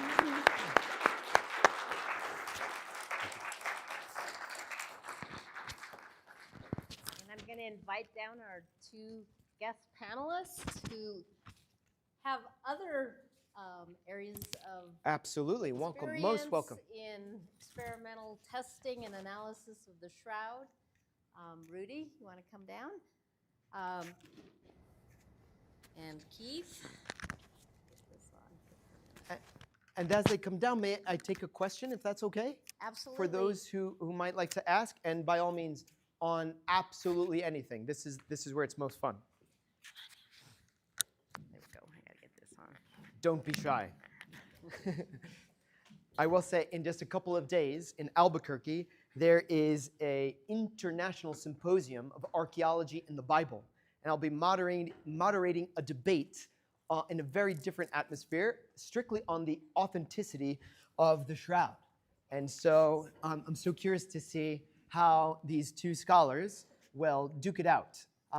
I use the word playfully because I'm not one to debate. I love to teach, but I did it just because I feel the need to show how our shroud studies stand up to scrutiny. And so I once debated Dr. Mark Goodacre of Duke University at Duke, at his divinity school. And you can see that online. But I hope that some of your questions will answer and dispel doubts that you may have. But we welcome all questions, including criticisms and all that. So please, by all means. Yes, sir. Could you tell us? Sorry, Could you tell us about the latest on the dating? On the dating, sure. Could you tell us the latest on the dating? Yeah, when it comes to the latest, there's always new articles. But I want to point to a pivotal study that came out. Well, first it was researched in 2017 and published in 2019. Are you familiar with the work of Tristan Casabianca et al.? He publishes a paper which is the result of raw data. I'm going to have to use my slides to point this out, but you need to know some background about the dating here. This is a slide that's helpful. Let's see if I can project this. The shroud in its top left corner is cut away. Here in 1988, it was tested. The results came out, published in 1989 out of Oxford, that the shroud must be dated to 1260 to 1390, exclamation mark, because we're 95% sure that it's medieval. I'm going to start by saying this. Today, there's an international scholarly consensus that says that conclusion is untenable, such that even those who debunk the shroud no longer point to this particular study because it's been shown to be untenable. Not my opinion, not the opinion of shroud enthusiasts, but even recognized by those who would deny the authenticity of the shroud. Why have we come to this conclusion? Well, because they cut away. Can you see that top left corner? They're cutting away about 8 centimeters of the shroud. Look, it's divvied up as you see here. It's cut in half, and then one half is now divvied up into 4 slices. The first goes to Tucson, Arizona, and then Oxford and Zurich, and you see that mentioned on the bottom right of your screen. But Arizona was shortchanged, and so they had to cut away yet a second strip. They called that Arizona 2. What they didn't tell you back in '89 was that each individual sample is given a punctual date. What they did is summed up and made an average of the three, and they published, and you see the range, 1260 to 1390.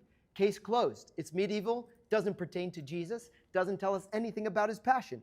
That was the majority report for about 20 years. There were some who were more privileged to know more about the shroud, who never held that opinion, and yet they didn't have a definitive answer to the studies of 1989. And that didn't come out until 2005, robust statistical analysis, but most importantly, 2017, Tristan Casabianca. Why? Because now 30 years have elapsed. Now he can file a Freedom of Information Act. According to this law, he compels the original laboratories to release what they had suppressed, namely the raw data that supposedly came to the conclusion that the shroud's a medieval fake. What they actually found was that there's a differential of about 200 years as you just span 2 centimeters. In fact, it's not that each patch got the exact same date, but in fact there's a linear function by which the cloth gets progressively younger as you move left to right. In the span of 2 centimeters, a differential of 200 years, extrapolate now, when it's 4.4 meters wide, this forces the conclusion that the right side of the cloth is what? Dated to the far-off future? None of that was published in the 80s.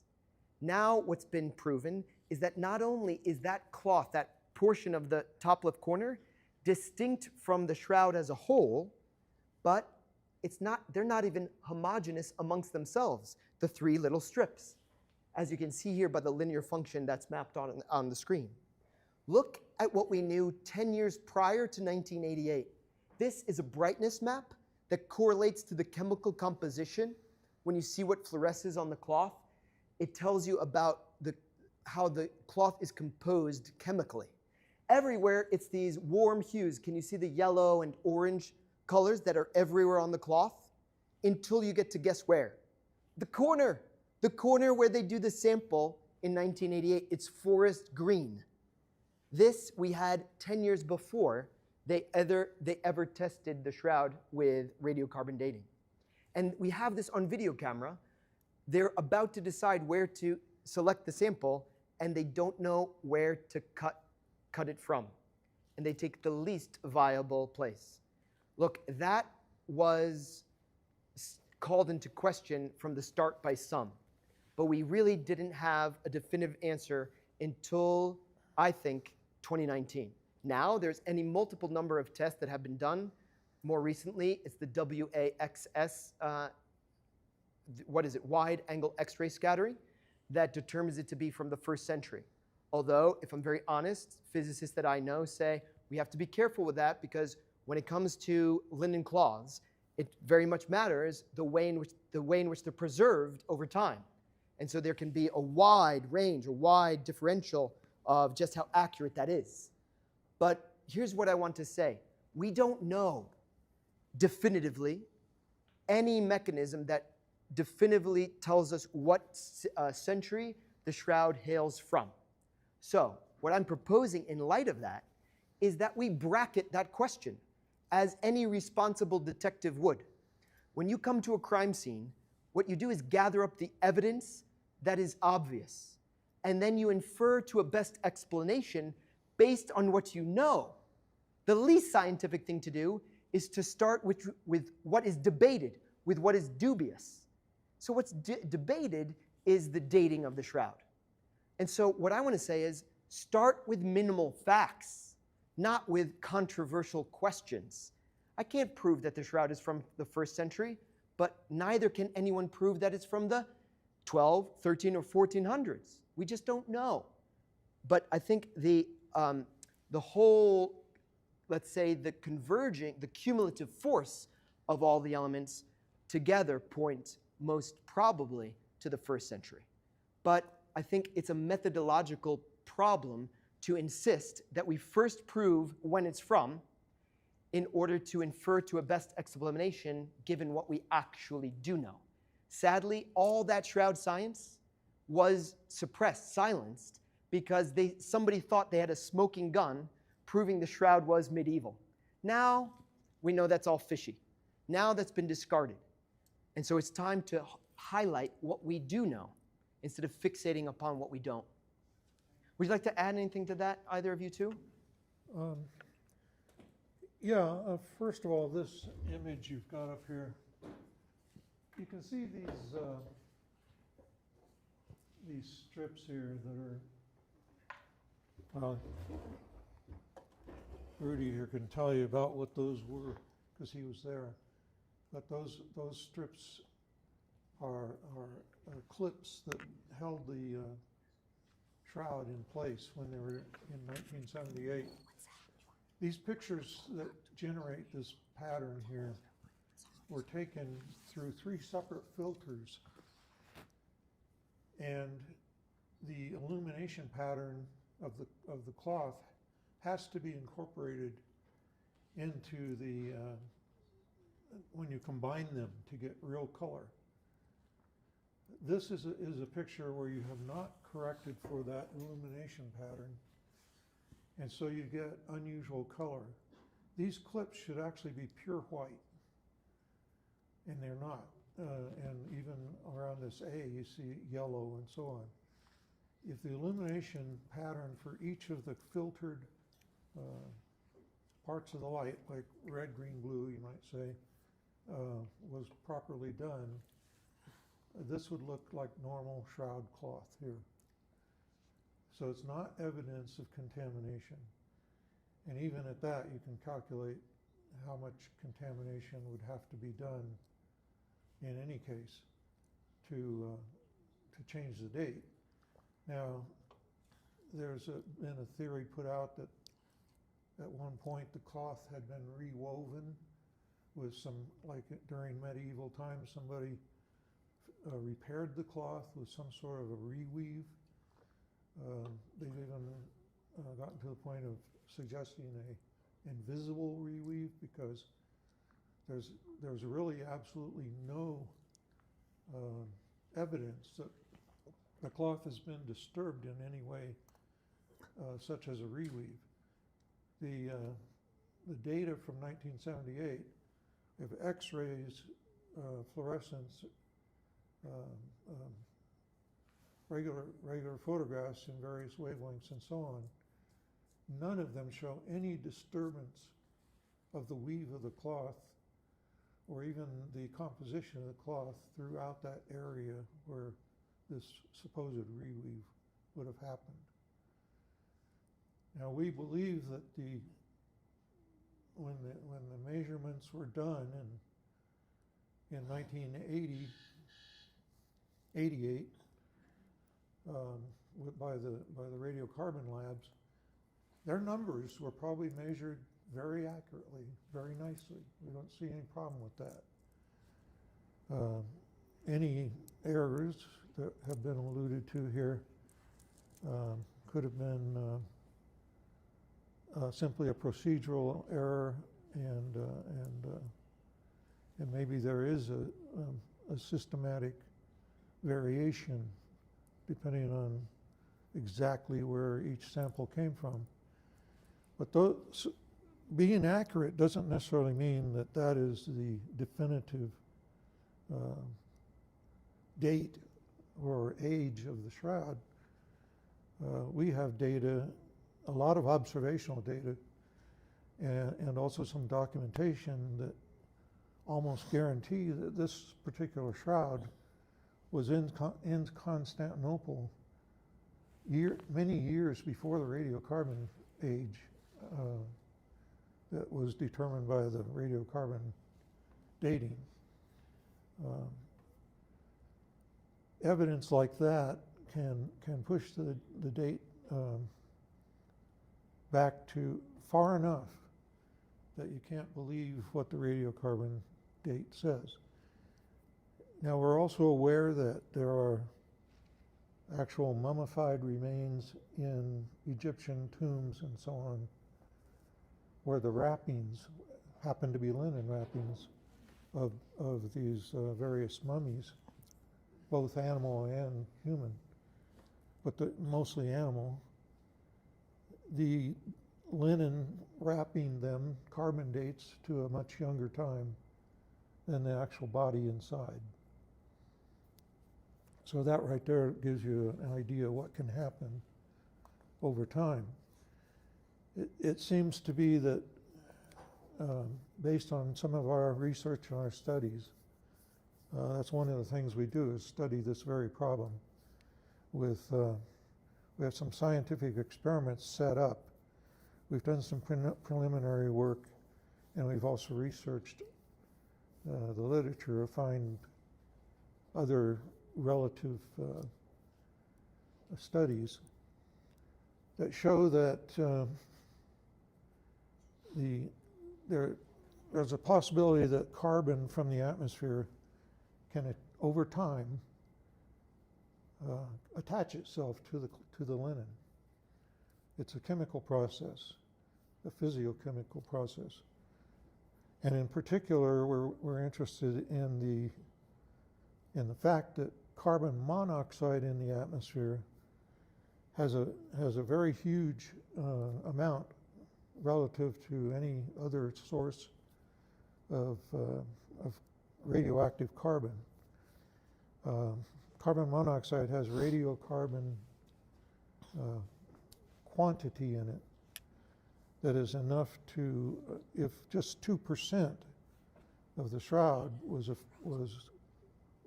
replaced by 2% of the carbon in the shroud was replaced by this carbon monoxide interaction, it could change the date all the way back to the 1st century or more, radiocarbon-wise.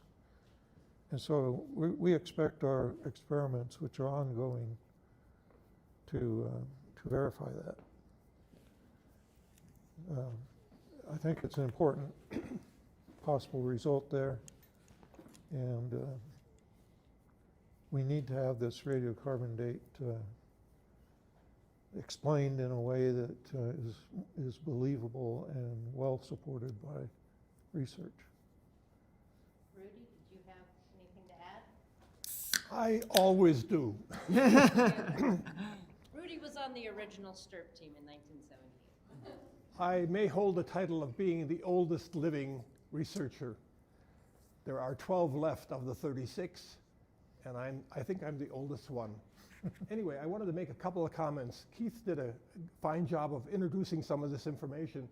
The blue and pink rectangles are magnets. They are flexible refrigerator magnets that we use to hold the shroud to the steel frame of the stainless steel table that we had built.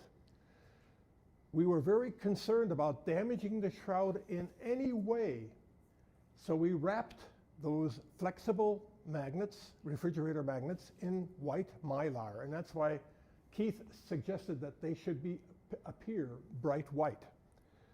By wrapping them and sealing them, we didn't want to get any magnetic contamination on the cloth.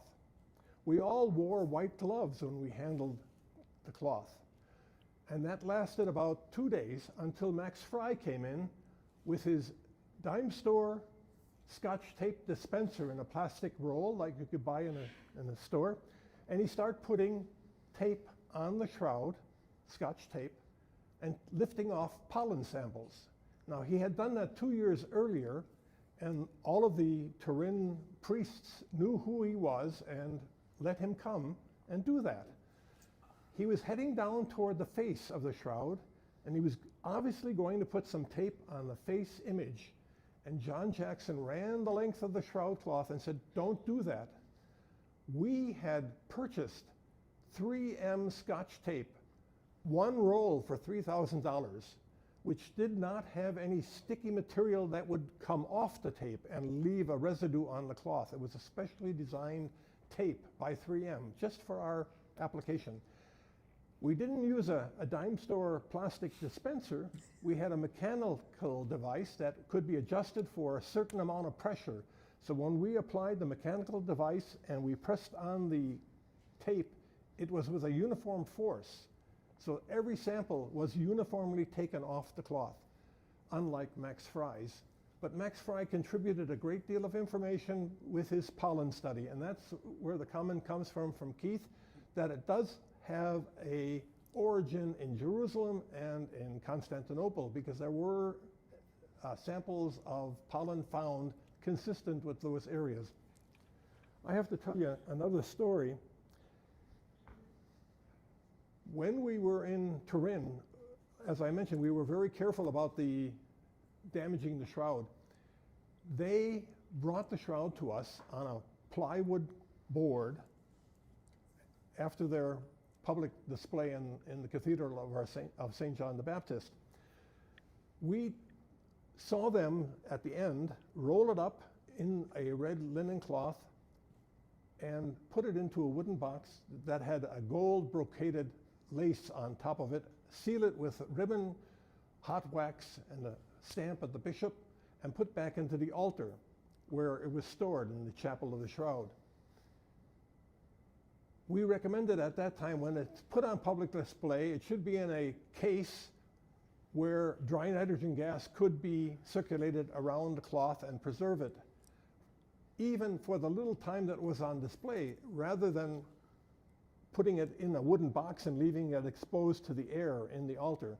And eventually Fiat built a stainless steel case with bulletproof glass and photogray on the front of it to prevent the Krieg lights from bleaching the cloth.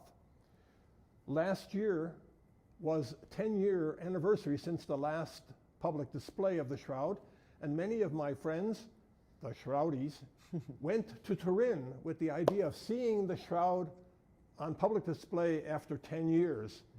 And unfortunately, it was not put on display, and so they were relegated to the museums where they saw the photographic images as we saw here tonight.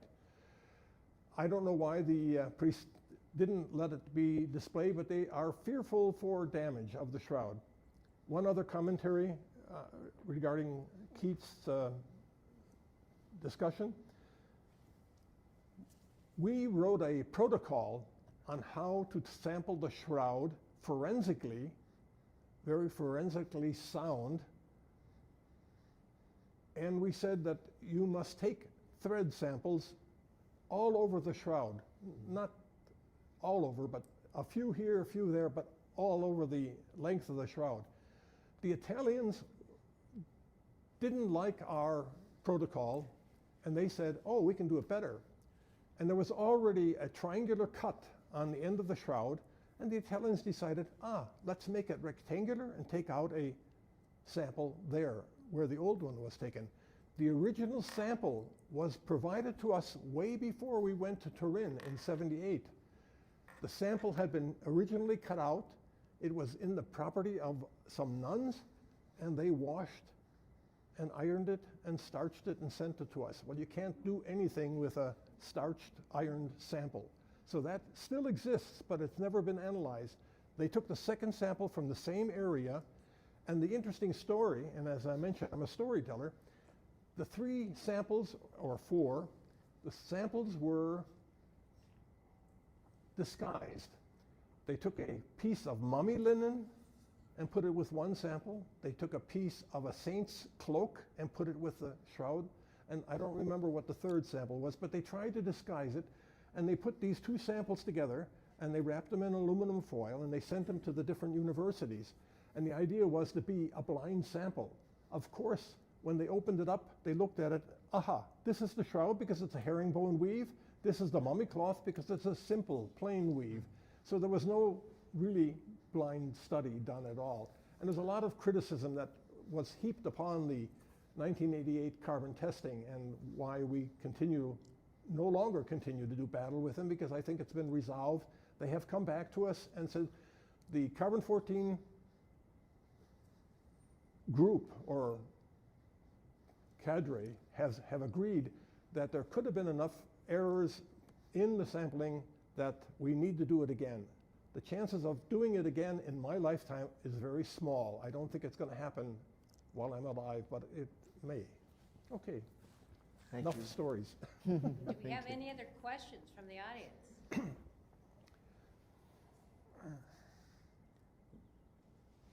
We did have a question that was called in. Therese just relayed to me.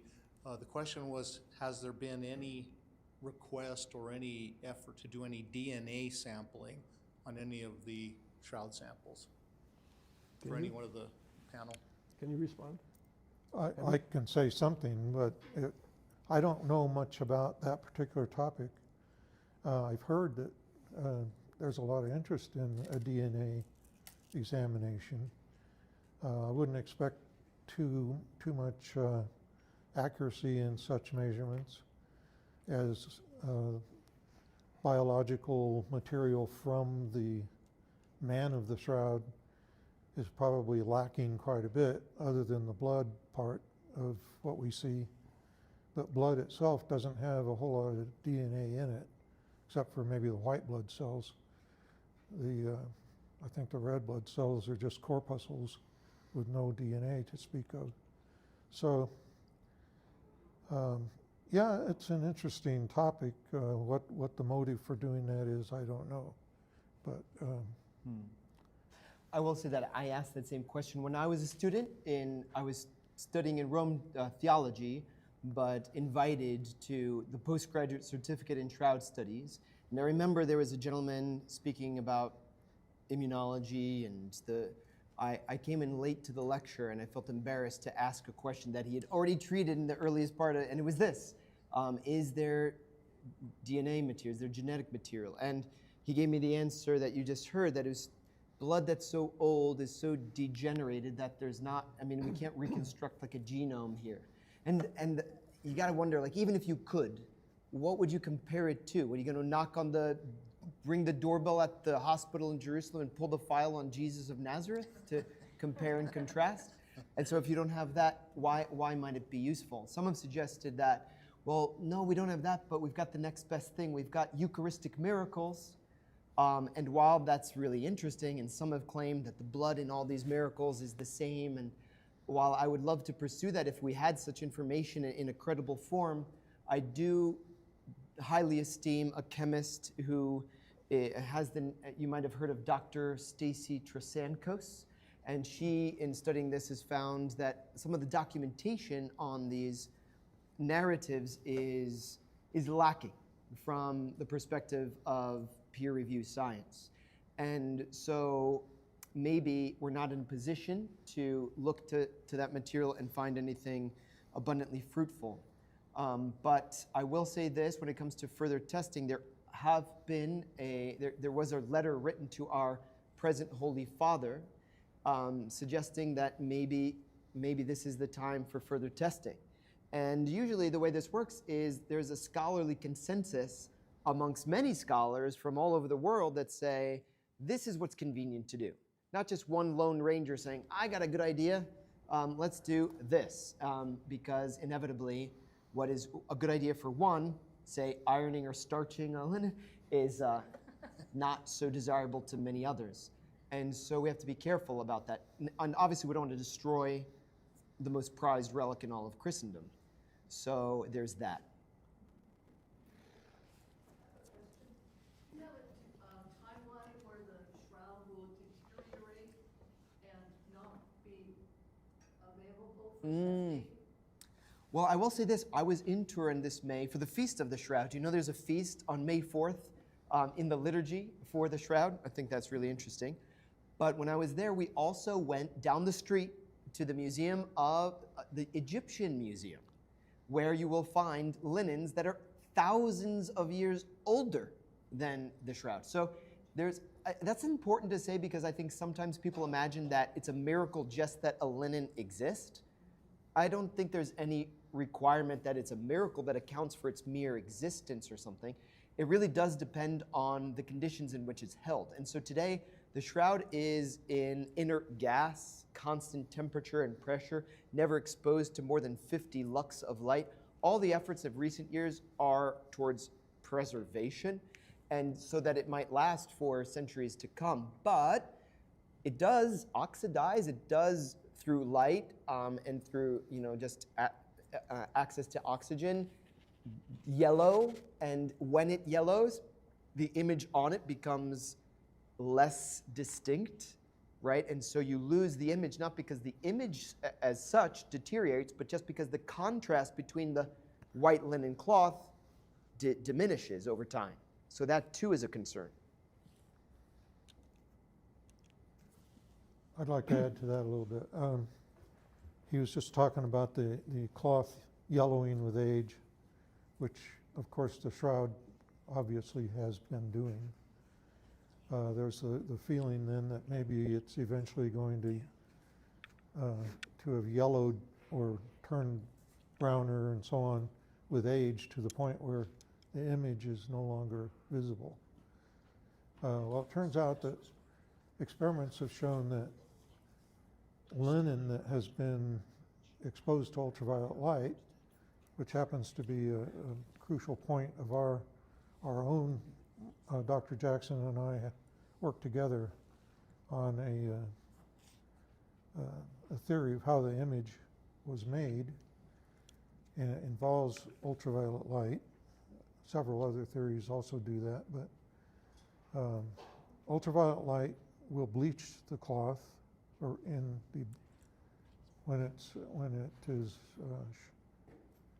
when the cloth is exposed to ultraviolet light. Then over time, the cloth will yellow, but so will the bleached areas. And as time goes on, it turns out that the bleached areas actually turn yellow more quickly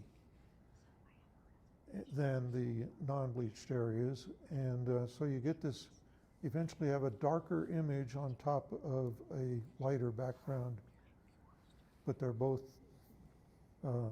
darker than the cloth used to be when it was original, when it began.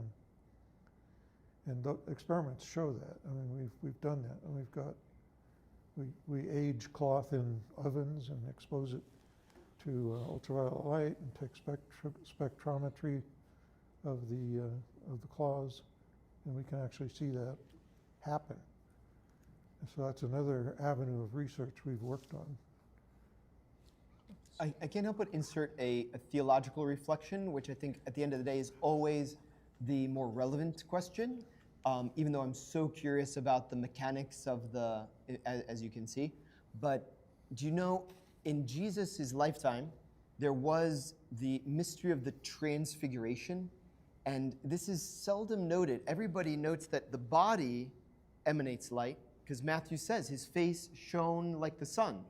But all three synoptics, in the very next breath, add, and his clothes became white as light. In other words, it's not just the body that is luminous, but so too there is a derivative effect in the cloth that is in contact with his body. And we know, reading the scriptures, that the transfiguration serves as a foreshadowing of what's to come in resurrection. And I just want to say that sits very well with the idea that the body not only is experiencing something extraordinary, but that it leave a trace on the cloth that it touches would be perfectly fitting. St. Thomas would say, it is fitting. It's not a proof, but it is a kind of probability. It's very suggestive that what happened with Moses, I love this part, Moses come down the mountain where he sees God face to face. He, the creature, is so luminous that they need to veil the face so that natural eyes can perceive what's in front of them. And so it is when we look right at the sun, we can't see. And that, I think, too, is meaningful because it's the glory of God that's shining through. It's a theophany, a manifestation of divinity on the mountain of the Transfiguration. But that is most climactically felt or manifest in the resurrection. And so I think it's helpful that when we look to the image, we perceive a trace of glory. And that's a theological statement beyond the physical one.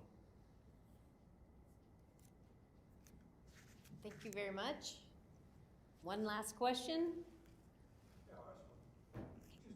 Maybe you're kind of answering it already, how you your last statement, but what was it in your life that inspired you to just dive into the research of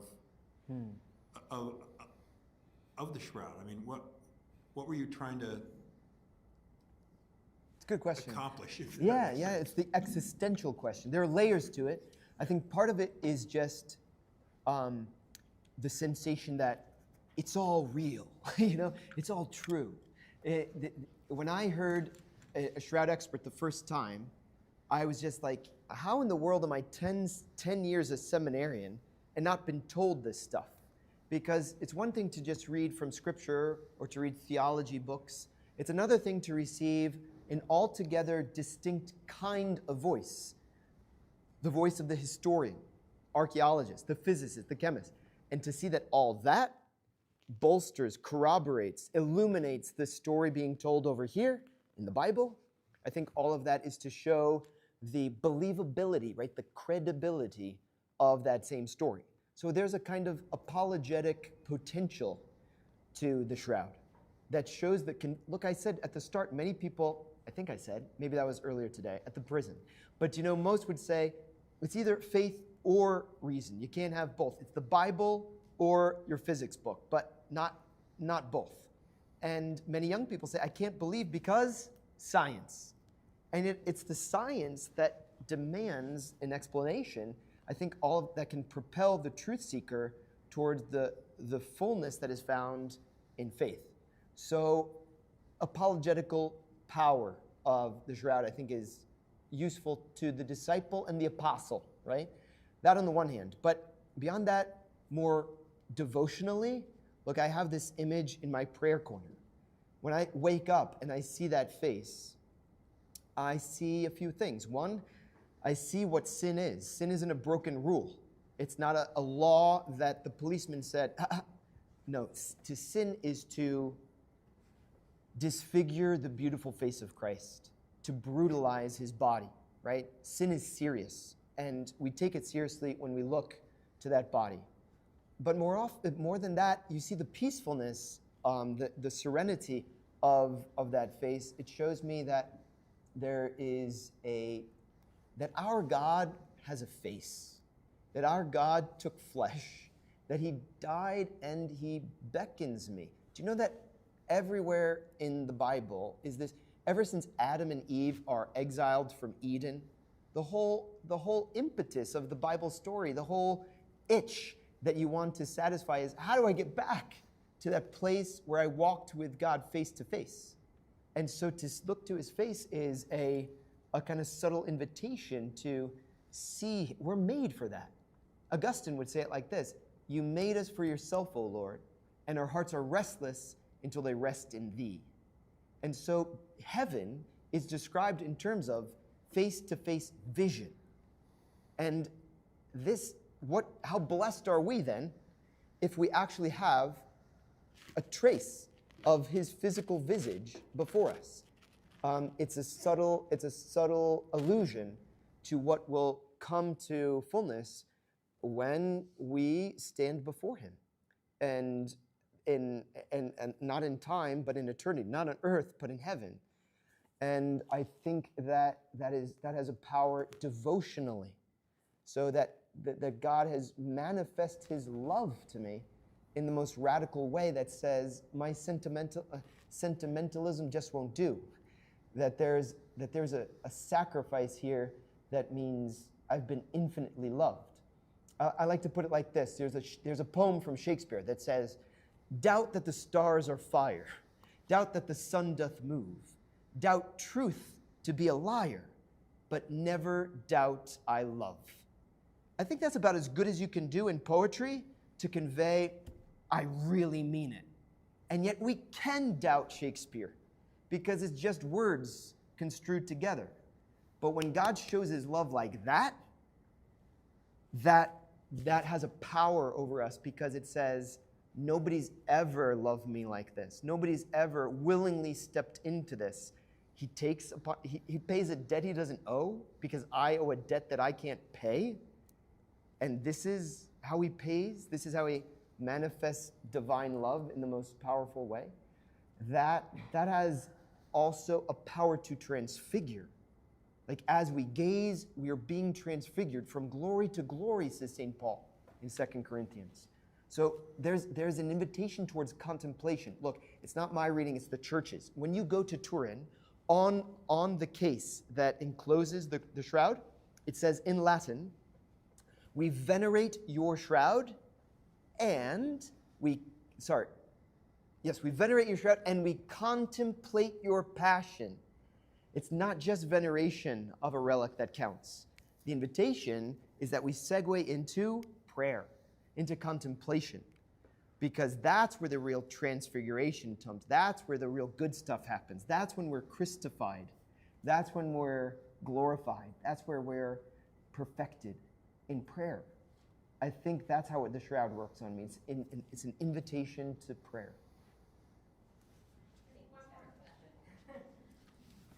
Father Dalton, have you actually seen the shroud?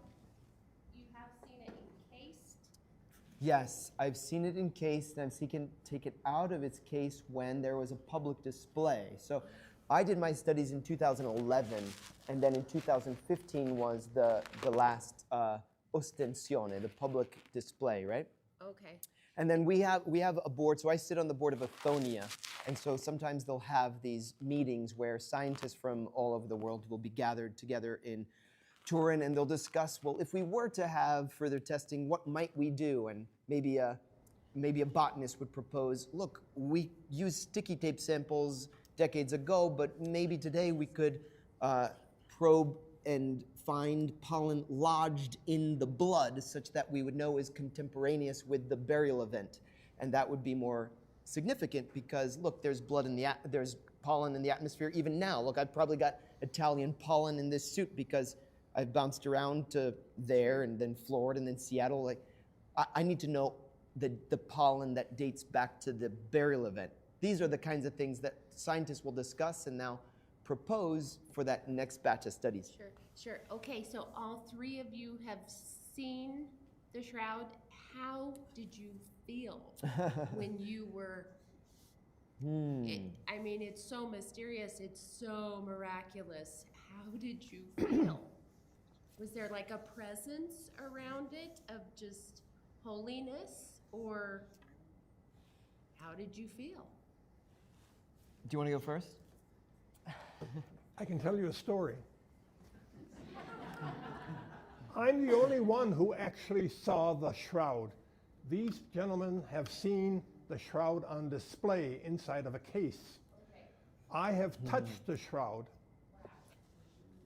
I have to tell you a story about feelings associated with touching the shroud. When we were in Turin for the 5 days that we had access to the shroud, we ate breakfast in our hotel. In fact, the Bishop of Turin came and joined us for breakfast. And in walked this woman and sat down at our table. And she was very, very sincere. And she said, I have just gone through a terrible divorce, and I have come to Turin to venerate the shroud and hopefully ameliorate my heart over this divorce. Could I send a dozen roses to the shroud?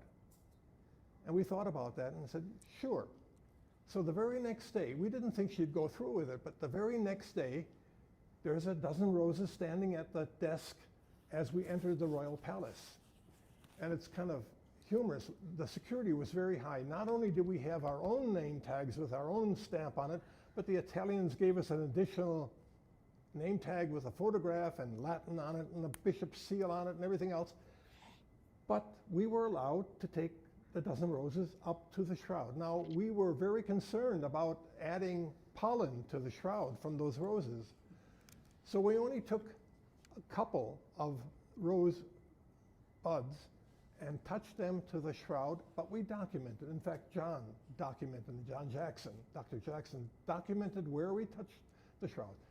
That evening, the young lady came back, and we presented, actually it was the next morning, she came back to the breakfast, and we presented her with the two rose petals, and she broke into tears.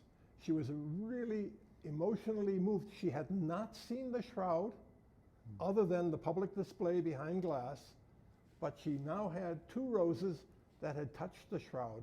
It turns out that lady lives in Denver, and she was a airline stewardess, and that's how she came to Turin to look at the shroud. But she was very emotionally moved. Now, emotions among scientists are relatively rare. I think Barry Schwartz was among the most emotional in the sense he didn't cry, he didn't genuflect, he didn't fall on his face, but he was moved so much so that I called him more of a Christian than any of the rest of us there. He was changed. Would you like to add? I think he covered it covered pretty it. well. I'll share my I experience. can't be actually touching the shroud. Oh, exactly. You win, Rudy. No, but I will say this, you know, when I finally, 4 years after I began my studies, saw the shroud for the first time, through glass, mind you, I came to it having a wealth of information in my back pocket. And so it wasn't about studying the shroud. It was about being in the presence of something that wrapped the Savior. And so the sensation was, I think the thought, the prayer was, is that the blood of my Savior? Is that the blood that was shed for my salvation? And yet, and so everybody, as you've seen pictures, all the last pontiffs have flocked to the shroud and on bended knee and in silence prayed. They venerate and they contemplate. That's the essence of it. And I too followed in their footsteps, as did everybody else in that church. You go and you sit for long minutes, as many as you can get.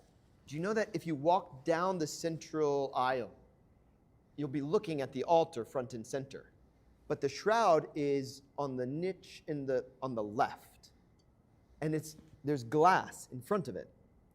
Do you know what's opposite on the other side? The tabernacle, which is so beautiful because as you look to the shroud, you see the reflection in the glass of the gold box in which you find the body, blood, soul, and divinity of Jesus. I have to say, for me, the sensation of holiness, the sensation of being in the presence of God, I feel much, much more before the Eucharist, because the shroud touched his body. The blood that's there came from his body.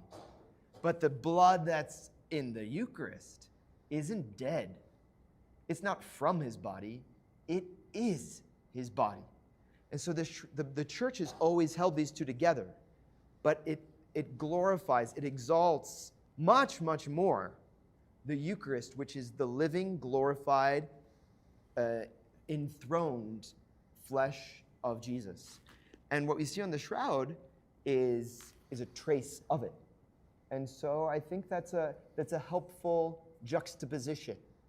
And the one is a picture, helps me imagine, but the other is a presence. And that's all the more significant to me. I'd like to comment on your comment. Father went to the shroud to see the shroud, but he said he had a load of information about the shroud, and he went there to venerate the shroud. The scientists didn't have a lot of information. There was very limited information among our group. We were skeptical, as scientists are supposed to be. We went there with the agreement prior to our going there, when we did our preliminary testing in Amston, Connecticut, not of the shroud, but of the equipment before we sent it over. We agreed that if we walked into that room and looked at the shroud and it was a painting with dyes and ferrous oxide or brush strokes or the binding materials associated with paint, we would immediately close shop and walk away because it was obviously a forgery. We got there and there were no brush strokes, there were no paints, no dyes, no ferrous oxide, except some minor ferrous oxide that can be explained later. But anyway, we were skeptical. And the skepticism initially started to vaporize as we investigated more and more. And like Father said, we don't have a file on Christ. We don't have his driver license with his color of his eyes and his blood type and his height and weight. So we really can't compare it to anything and say, yes, that is indeed Christ. But we have concluded that there is enough evidence that would suggest it could very well be the burial cloth of Christ. Gentlemen, I think we have one more question. Just to ask first, the Shroud of Turin is a first-class relic, right? If ever there was a first-class relic, this has got to be it. So insofar as it touched the body of Christ, and it contains his mortal remains quite in the blood, I think it's got to be classified, yes, as a first-class relic. Right, so it's not like derivative. You know, sometimes there could be a relic that touched the bone of a saint, and that is second degree. But I can't imagine anything more first class than this. Okay, then whatever happened to both the Shroud of Turin, since I only came in halfway through the lecture, but it sounded like it came from the altar of the church it was stored in. Whatever happened to the altar that it was stored in, since you say that it is now in a hydrogenated case or whatever? And what about all those scraps or the rosebuds that touch the shroud? Wouldn't those all be relics? Yeah, that's fine to say that insofar as they came into contact. Look, my aunt had a glove that touched the hand of Padre Pio, and that was venerable. So yes, there is such a notion of touching. Look, do you remember in the gospel, they touched Jesus' hem and are healed? And so to Peter, as he walked in the Acts of the Apostles, they're like, oh, let me just get so close that his shadow passes by, and then I'll be healed, right? So there's this notion of proximity is powerful. And so I think that's fine. Your earlier question, though, about where did it bounce around before it landed in Turin, is there's much we could say. In fact, if you sign up for the postgraduate certificate in Shroud Studies, you can study for a whole semester a course on the history. Can I give you the cliff notes real quick? So in a nutshell, it's in Jerusalem, 33 or so AD is when Christ is buried and risen. According to the legend of Abgar, it goes with Thaddeus Jude north to Edessa. And when Abgar, this leper, venerates the shroud, he's healed of his leprosy and converts to Christianity. But when his son takes the throne, he reverts to paganism, and the Christians, with their shroud, go into hiding. And it's not until after the flood of 525 that in 544, reconstructing the city walls in Edessa, the image is recovered. This cloth is recovered. What did they call it then? The Shroud of Turin? No, because it's not in Turin. So there's other names for this document. Many people think that the Mandilion, the image of Edessa, is indeed the Shroud of Turin as we know it today. But it's not till 944 that it goes north again to Constantinople with Romanus I, who is emperor there, and he wants all the relics of Christ's Passion in one place, his place, and so it stays in modern-day Istanbul until 1204 with the Fourth Crusade. But it's likely that these European crusaders, now sacking and appropriating the shroud, don't want to raise their hands and be like, look, guys, what I got, right? But instead, in 150 years later, in 1354, it's in the hands of Geoffroy de Charny in northern France, in Lire. And so it stays until the year 1453, passing down through the hands of the de Charny family until they run out of descendants. And so the great-granddaughter of Geoffroy sells it for 2 castles. It moves to southern France in the Haute-Savoie. You can hear in the name a reference to the Savoy family, headquartered where? In Turin. And so when it's Charles Borromeo in the 1570s who would traverse the mountains separating modern-day Italy from modern-day France, they say, no, no need to come to us, we'll bring it to you. The idea was to bring it back, but it never got brought back. It landed in Turin in 1578, and there it stayed. So in a nutshell, from Jerusalem to Edessa to Constantinople to northern France, Lire, southern France, Chambéry to Turin. There'd be much more to say, and there's books to read all about it. I would point you to the work of Dr. Cheryl White. If you want to look up her podcast, she talks at some length about this. She recently just published a book, by the way, on the Shroud of Turin. Just came out a few days ago.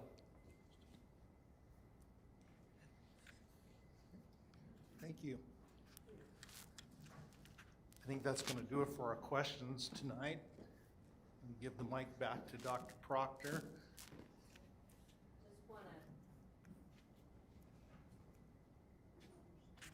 If we can thank our panelists again for a wonderful evening. And if you would like, we have some refreshments out in the foyer, and you might be able to introduce yourself and say hi if you've got a couple remaining questions. And I just thank you all for coming. And this presentation should be available on YouTube, on the Athonia YouTube channel. If you know friends and family that couldn't come and would like to hear this lovely presentation by Father Dalton, please direct them to that. So thank you very much, and drive safely going home. Thank you so much. Thank you so much. What a pleasure. Really very nice. Can't wait.